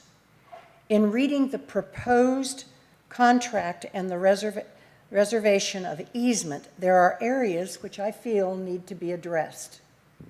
1, who is responsible for providing the power for the lights and the microphones on the stage? The contract does not specify. The easement states that the town will ensure the sidewalks through the easement and the entrance to the building remain unobstructed during events. This may impact the seating for our larger concerts and many of the community events that use this green space. What is the setback requirement for the building entrance? What space does the easement have to use? What exactly is planned for the property? Is it child-friendly? Will it be open during the use of the staging and the green space? And will alcohol be served on the premises? What arrangements have been made to accommodate the previously provided storage, restrooms, and changing areas? Are we asking the people who use this to walk down to the streets, to the public restrooms? Do we put up a little storage building on the easement property to store things like chairs, microphones, things that we need to provide a community space? The easement does not address any restrictions on the buyer placing tables or semi-permanent obstructions in the public use areas. Should this be a concern to us in the future? And finally, what guarantees the perpetual easement will be reinforced by the town in the future? Is this a concern that we should worry about if the town council changes its demographics in the future? One last point, and it's really not my place to say anything about the purchase of the property, but the sale of the property for less than the original appraised value when the town purchased the building does not appear to be sound money management. Why not reopen the bids to see if a higher bid can be achieved now that the terms of the assessments have been defined? I thank the councils for allowing me to express my concerns and that of the Arts League, and hope we still have a home for the summer concert series and the numerous events we as the League support through Smithfield and Isle of Wight tourism. Preservation of this community green space is what makes Smithfield a very special place. Thank you. Thank you, ma'am. Renee Bevan?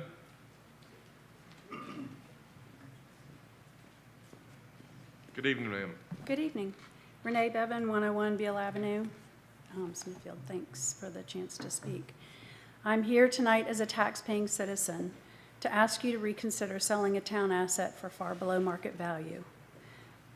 Seems like you might have read my mind, because it seems like you might be doing that. This request has nothing to do with the proposed purchaser and everything to do with fiscal responsibility.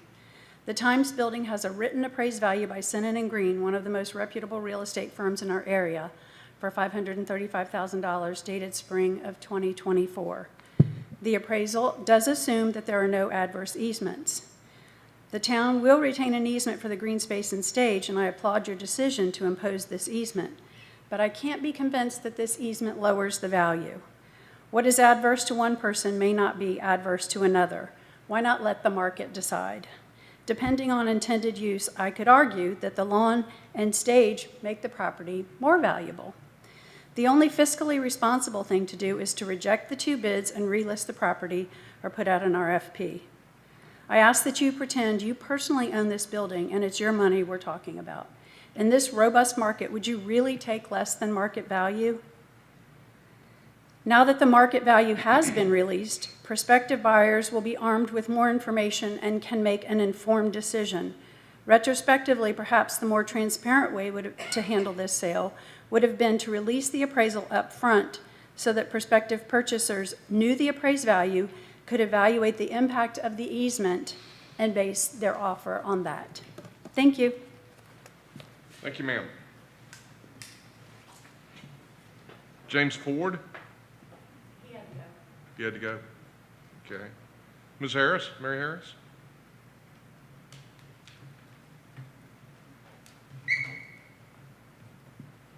Good evening, ma'am. Good evening. I'm Mary Harris. I live in Smithfield, and I was at the committee meetings with you all last week and spoke about this issue and talked about the letter to the editor that I wrote for the Times. I hope you all had an opportunity to read it. I appreciate you listening to me this evening about the Times building in downtown Smithfield. From my conversations with many of you about the value of history, I know that you value that. As I said at the committee meetings last week and in my letter to the editor in the Smithfield Times, that our history is valuable. The Times building is a treasure in Smithfield and a historic landmark in our town. It has housed the local hometown newspaper for over a century.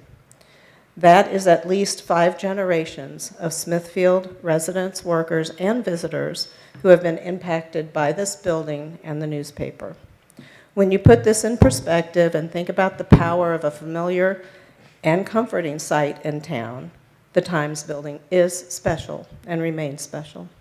In the past 3 or 4 years, the council has allowed some important buildings to be torn down, including Pierceville and the Red Barn. For whatever reason, it has happened. It is time to start saving the things that make Smithfield the town that we all love. You have the opportunity to begin that process of protecting. A few of you live in our own properties in the historic area of Smithfield. I'm familiar with some of the holdings of Mr. Pack, Mr. Collins, Mr. Smith, Mr. Brooks in downtown. Because of this, I am hopeful that it is even more important to you to vote to keep protecting our downtown historical places that provide us with a continuity of our community. If you were to go forward with what you have proposed, you have only 3 choices well, you really have 4, but the 3 that I had written out here are the least desirable choice you could make is to choose to sell it. The bills are the way it's done with this RFP. The bids are far too low and below the value of the property that we paid for it in 2020. This does not sit well with me since it was purchased with taxpayer money and is owned by the taxpayers. You are stewards of our property, and I feel you need to represent us in the best and most fiscally responsible way possible. If you were to choose this option, you are leaving our money on the table in a real estate market where we should be getting at or near the appraised value. The pricing is a very strong argument to throw out any bid you have received, which brings me to the next choice. You can throw out that bid and reissue the RFP if you chose to, in hopes of receiving bids more in line with the property's value to ensure that our taxpayers are receiving an appropriate price for this property. Or, number 3, you could keep the building and continue to allow the Smithfield Times to operate in its historic location. This choice allows you, as our stewards, to preserve it and have complete access to the lawn and stage area to serve the public as needed without notification. This would protect this building as a key component of downtown. However, as a taxpayer, I still would like to see this go to Mr. Stewart. And as I told you, I don't know him. I may have met him at a forum or in the public. I have no personal knowledge of him, but I would, as a town person, want to preserve this building and the Smithfield Times. 1 minute. As you consider this issue at some point, it is important to us, the citizens, to know how you are voting and why. You have the ability to discuss this openly tonight or in the future before voting. We, the citizens, deserve to hear from you. I've said this before on other issues. What is a rush? What is the rush? If you vote to sell the Times building at some point, when I think, well, that's been tabled for tonight. I think each one of you needs to explain to us why you would make a decision. That is what complete transparency is. Not just a vote, but your reasons behind making decisions that you do. We deserve that as citizens in town. Making your views and reasons known to us is all that we're asking you, and also to listen to us. So to conclude, you have the ability to do the right thing here, and at a minimum, I hope you will throw the bids away and start again. Your time has expired. Or you will make a different decision to keep the Times where it is. Thank you. Thank you, Ms. Harris. Darren Cutler?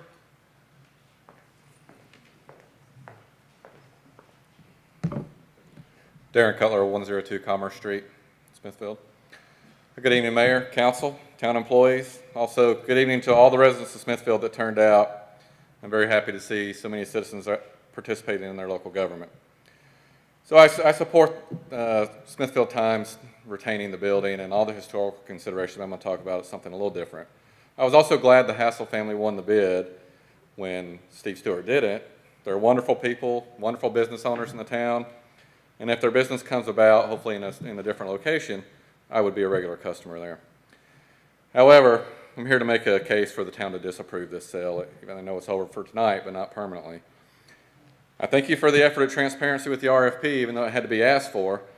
However, something else seems to be missing, and that was an effort to get true market value for property owned by the citizens of Smithfield. A few things stuck out to me after reviewing the documents and having discussions with a number of citizens. So this property is valued at $535,000, does not include the stage, and that was built with taxpayer dollars and donations for over $100,000. So the property is worth in excess of $535,000. The highest bid was $400,000, town purchase price $425,000. So, but the price, so selling this property at a loss of more than $135,000 should not be considered. Town council is not in the business of losing taxpayer dollars, I hope, and viewing rental income as a reason to sell at a loss is not a justification either. No one would do that with their own real estate that's sitting on the council, and many of you have worked with real estate. You don't turn something into a rental property and sell it for a loss. But if you're thinking about it, let me know. Additionally, the easement does not deduct value from the property. I would say in the intended use that the Hassel family had, it would add to the value. The buyer stands to be the prime food, beverage, and seller for town events that have no cost to their business that is continually enhanced by the taxpayers. You must treat this property like you would your own. Now, the staging grounds. The contract's easement doesn't go far enough to ensure flexible use of this space, puts no restriction on how it can be altered. The buyer could sell it to someone else in a few years, and they can do whatever they want with that green space. The easement in the contract, it states the town would be responsible for the maintenance of the easement area, including mowing, landscaping, maintenance, repairs, and insurance at our expense, taxpayers. What's the long-term cost? Part of the best use of the property, as I understand it, is for to generate tax revenue. How much of that tax revenue would continually be invested back into the easement space by the town that would enhance the buyer's property? Finally, a few important questions that should be resolved before voting or selling. So number one, what language in the proposed contract guarantees that the stage, built just 2 years ago with federal tax dollars and private donations from this community, will remain on the property? Number two, is it legal to deed a private entity, public infrastructure, the stage, that was recently funded by tax dollars and other federal taxpayers? What language in the contract prevents the placement of permanent tables on the front lawn? What language in the contract prevents patrons of the proposed business from walking up and down the sidewalk directly in front of the stage during community events, distracting performers and patrons? What language in the contract prevents future construction on the public space known as Times Square? What language in the contract guarantees that the community-owned Love Sign will continue to be owned by taxpayers and remain in Times Square? Again, number seven, what language in contract guarantees that the commemorative bricks purchased by local citizens to help fund the new stage will remain in place permanently? And finally, have all the citizens and organizations who donated to that construction been advised that the town intends to sell it to a private party for for-profit use on the 325 plus days a year it's not used by the community? This is not a prudent. Say again. Council, this is not a prudent financial decision for your taxpayers that elected you expecting judicious behavior with their tax dollars and property. Fortunately, you built yourself an out in the RFP. You can decline any bid. I urge the due diligence be done to either decline these bids and make a new RFP or make a strong effort to list it for sale at market value. I also urge you to take a closer look at the writing of the easement and preserve this rare green space and stage paid for by your constituents with town and federal funds. And don't attach costly tails to it either. Why would we spend taxpayer dollars on landscaping and maintaining private property? Thank you. Thank you, sir. Deborah Duncan.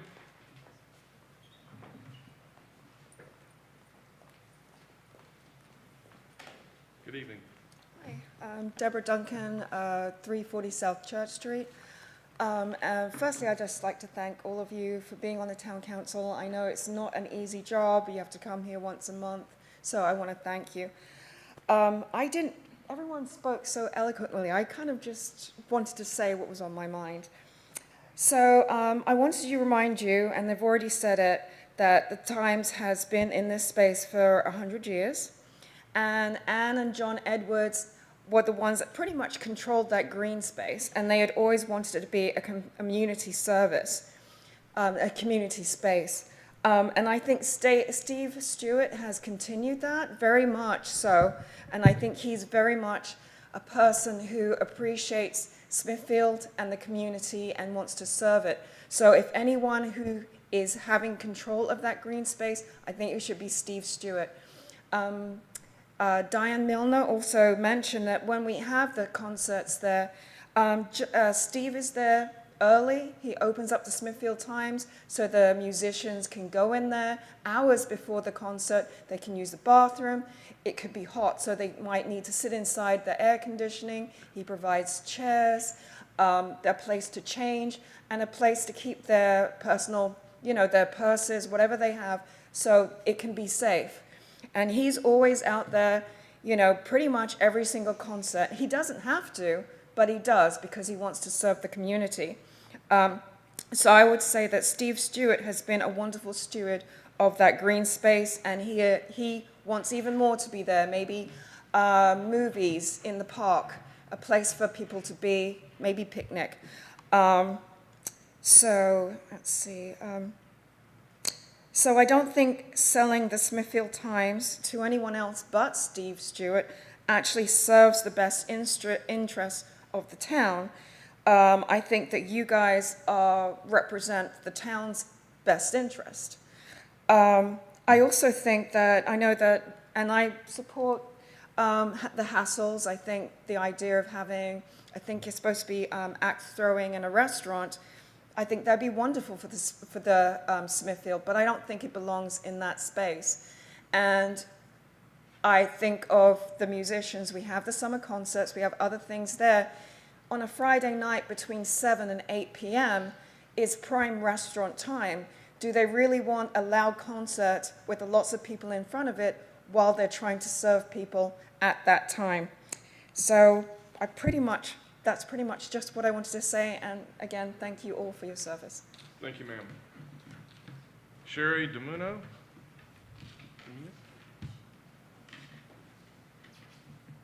Mrs. DeMuno? She's gone? She just left. She did? Okay, thank you.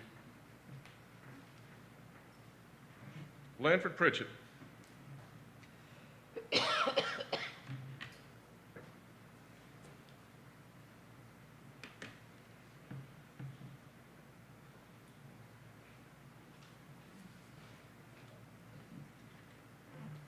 Evening, sir. Evening. Lanford Pritchett, 5312 River Landing Trail. Just a couple of things. My entire household really enjoys the concerts in the park, and I think I'm going to build a little bit taller wall for Mr. Riddick.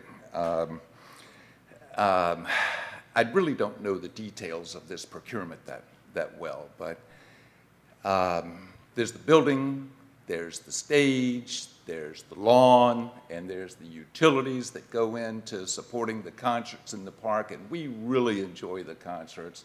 I hope you work through all those details with whomever is going to occupy this facility. The other thing I wanted to share, my career was in public procurement, a lot of construction projects around the world, primarily in this country.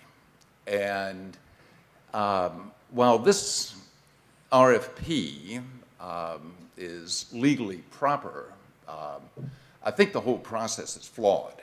And I've lost a lot of contracts just because when we would submit a proposal to somebody, if they didn't get enough proposals, they didn't think that it was representative of what the market would bear. And there's always the clause, I'm sure this one's no exception, the owner has the right to accept or reject any or all proposals.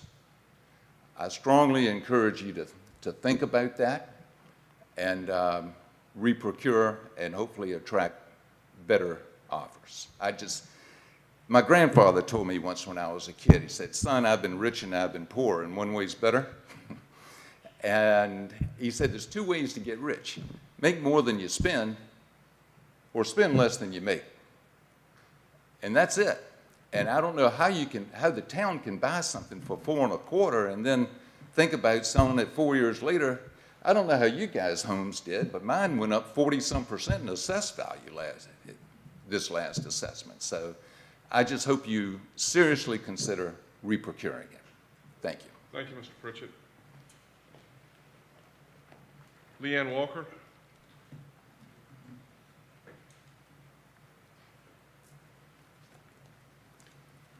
Good evening. I'm sorry, Leah. That's all right. Long night. Long night. Yes, ma'am. Good evening. My name is Leah Walker. I live at 303 Red Point Drive in Smithfield.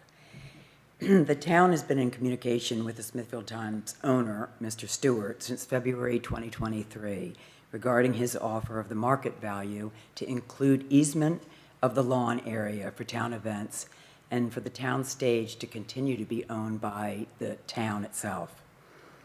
The town's stated intent of going with the RFP was to obtain the best price and the best use for the property. The paper has operated in the building called the Smithfield Times for over 100 years. Not only is the Times good stewards of the property, they host and welcome multiple community events. The stated intent of the proposal that you were considering this evening was for exciting activities. I reached out to the town manager for a little clarification on that, and he responded noting that the items that have been tossed around include axe throwing, arcade games, cornhole, and food and drink.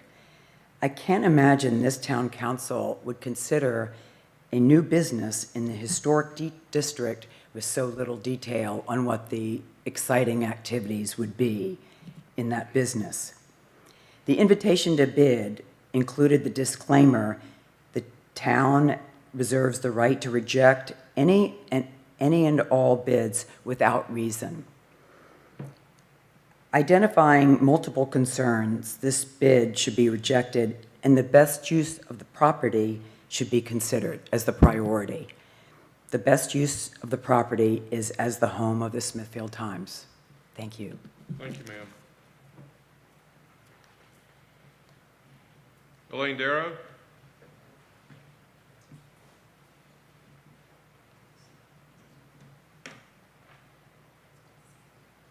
Good evening, ma'am. Good evening, everyone. My name is Elaine Dyro, and I apologize for my appearance. I have been at the castle all day getting ready for the Bourbon Festival and come out and have a good time. Thanks for your help. You've seen me before, and I come before you again, and I'm going to do this in a New York minute, okay? So we're going to go quick, because some of this you've heard. We killing a horse here. You know how we feel. So I'm going to make this quick. I come to you today sharing several perspectives, putting myself in the shoes of a concert attendee, in the shoes of a director of the concert series, and as a private citizen. Speaking as an attendee, we sit, we watch a concert. It's not a festival, a nightclub, or picnic where multiple things are going on and the concert is background music. We attentively watch a production. Children's Night is an interactive event with them engaging with the performers all over the entire area. We have had theaters come out and perform music and various acts. It would be disruptive for us to accomplish the same with people constantly walking in front of us to patronize a business adjacent to the venue. Speaking as a concert director, these concerts run every Friday night from Memorial Day to Labor Day, from setup to breakdown. Concerts run times can be anywhere from 4:00 p.m. at setup and 9:30 by the time we clean up. The current occupants of the Times building have vacated by 4:00 p.m. on Friday night, making it very conducive to the use of the building. We house our 30 to 40 chairs that are used by some of the performers. They have a bathroom to use and a place to change into costumes. They store their props and performance attire there. Our military troop alone has about 10 to 15 people that change into their official military uniforms that are required for performing. They are even served dinner at the ice cream parlor, compliments of the concert series. Now, logistical questions. If a new business comes, will there be disruptive renovations? If the town has alternate accommodations, will they be ready by the 2025 series that starts May 23rd, 2025? And also, I think there was something that I was told was in the contract about giving a 60 or 90-day notice. Will we be able to give that one time at the start and then not have to do it? That just confused me a little bit. Several local musicians that have been performing on that stage for decades are already asking to book their dates for 2025. As a matter of fact, I think James Ford was here, and they perform every year for us in the group called Forte. Some have secured slots already. They will be disappointed if this doesn't follow through. I think some of you are aware of Clay Griffin's group. They are our big send-off every year, and I mean, we have like over 500 people when they perform. Do we tell our supportive donors to the summer concert series thanks but no thanks, and try to figure out how to whom we return their donations? Now, speaking as a private citizen, a citizen may ask you to please consider the impact of selling the building, to whom you will sell it, and how it will impact the summer concert series. It's a valuable draw to downtown Smithfield on Friday nights. Some businesses have started staying open late to serve the crowd that exit the concert. We enjoy the concerts and have for over 35 years. We bring our chairs early, we set them in place, have dinner at the local restaurants, then come sit back and relax and enjoy a wonderful hour of entertainment. As Elaine Dyro, I thank you so much for your time and your attention and your consideration. And I want to give kudos to John and Ann Edwards. John has been training me on this for about 11 years. I enjoy doing it. It's fun. Don't put me out of business. I do it for free. Thank you. Thank you, ma'am. Steve Stewart?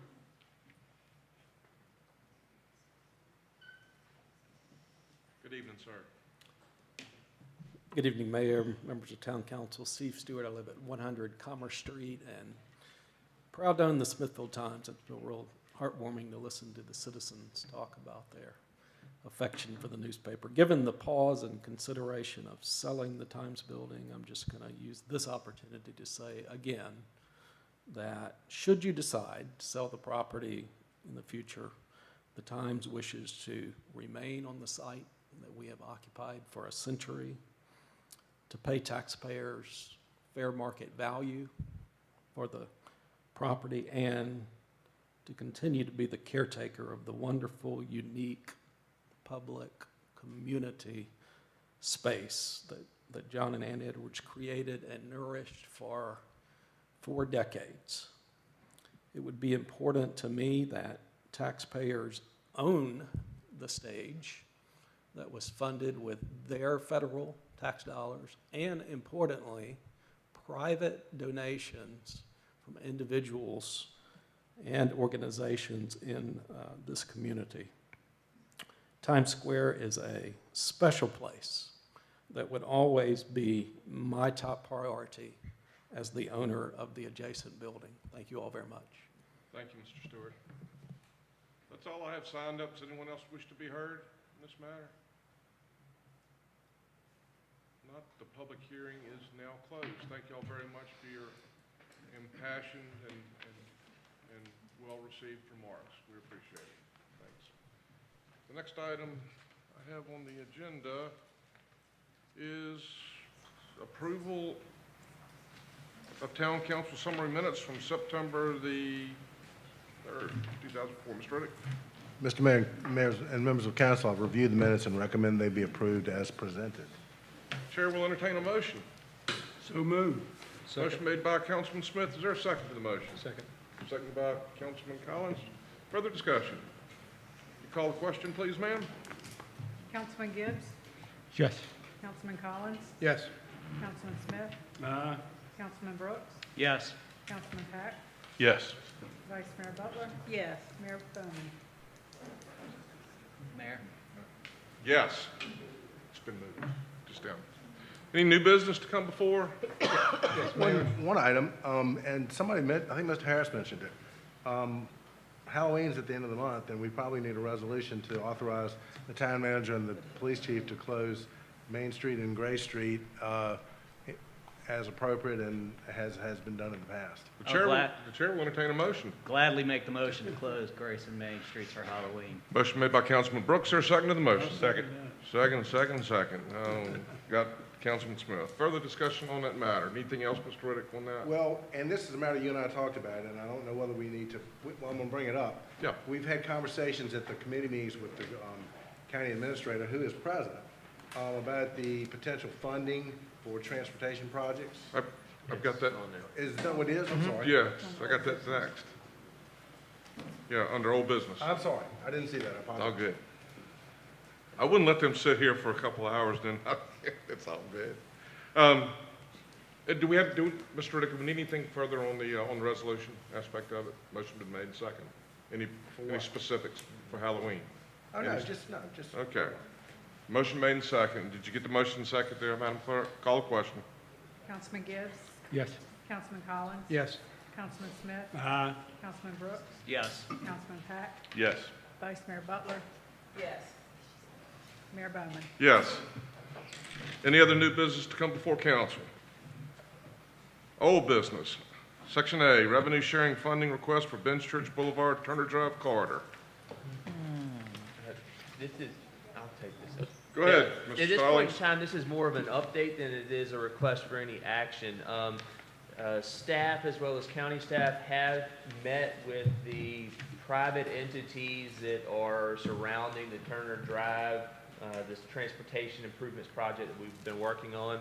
And we have received some committal from those private entities as far as their funding mechanism. County administrator and transportation coordinator are here if there's questions or if they want to add anything else. But I do feel that we still have some more work to do on that end.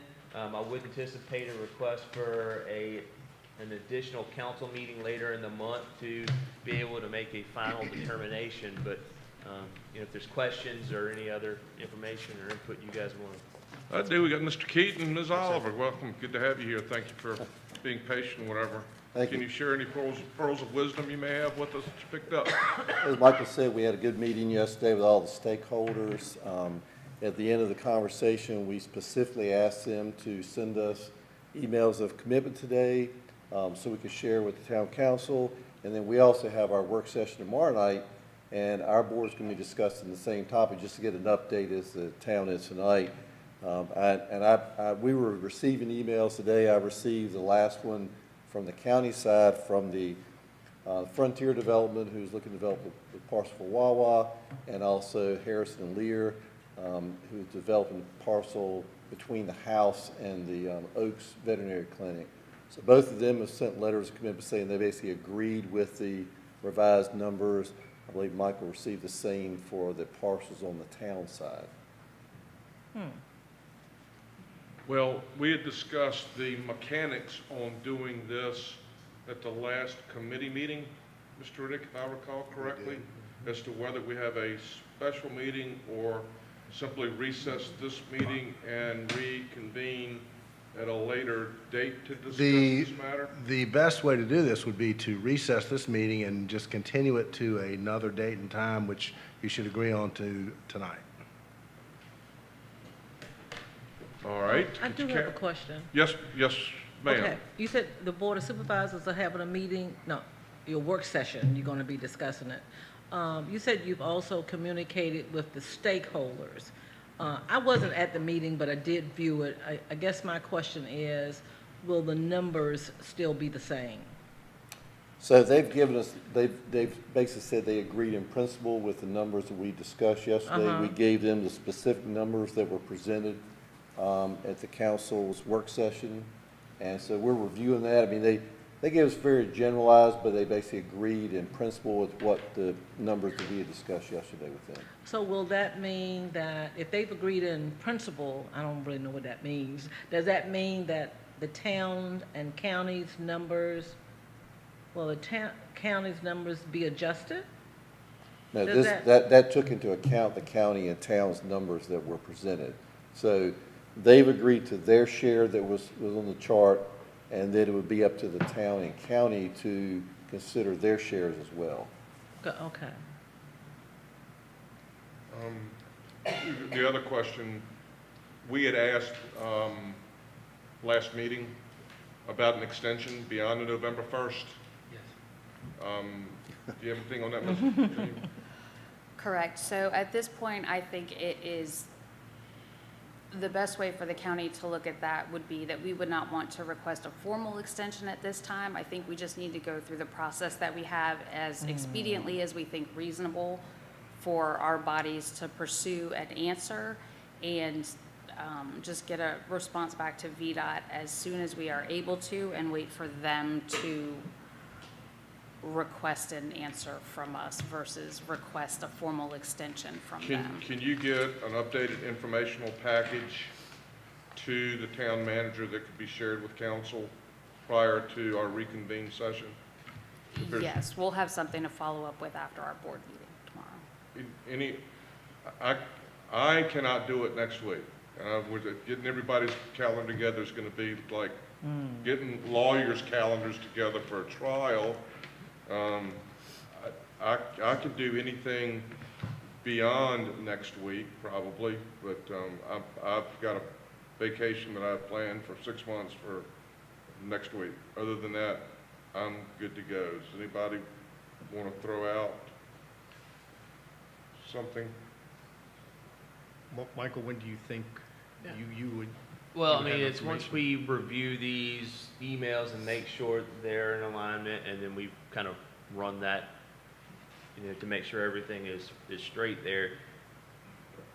You know, you could try to meet the week before committees, or you could just meet ahead of committees. Michael, didn't you send us a couple of dates for intergovernmental meeting? Yes, ma'am. Well, can we use those dates for this meeting? Or is that too soon? We could potentially add, you know, something to the beginning of that or end of that if needed. I'm saying in lieu of. We could. I think some of the board members have other items they want to discuss outside of just this. Oh, And okay. it's Okay. A long pretty long. list.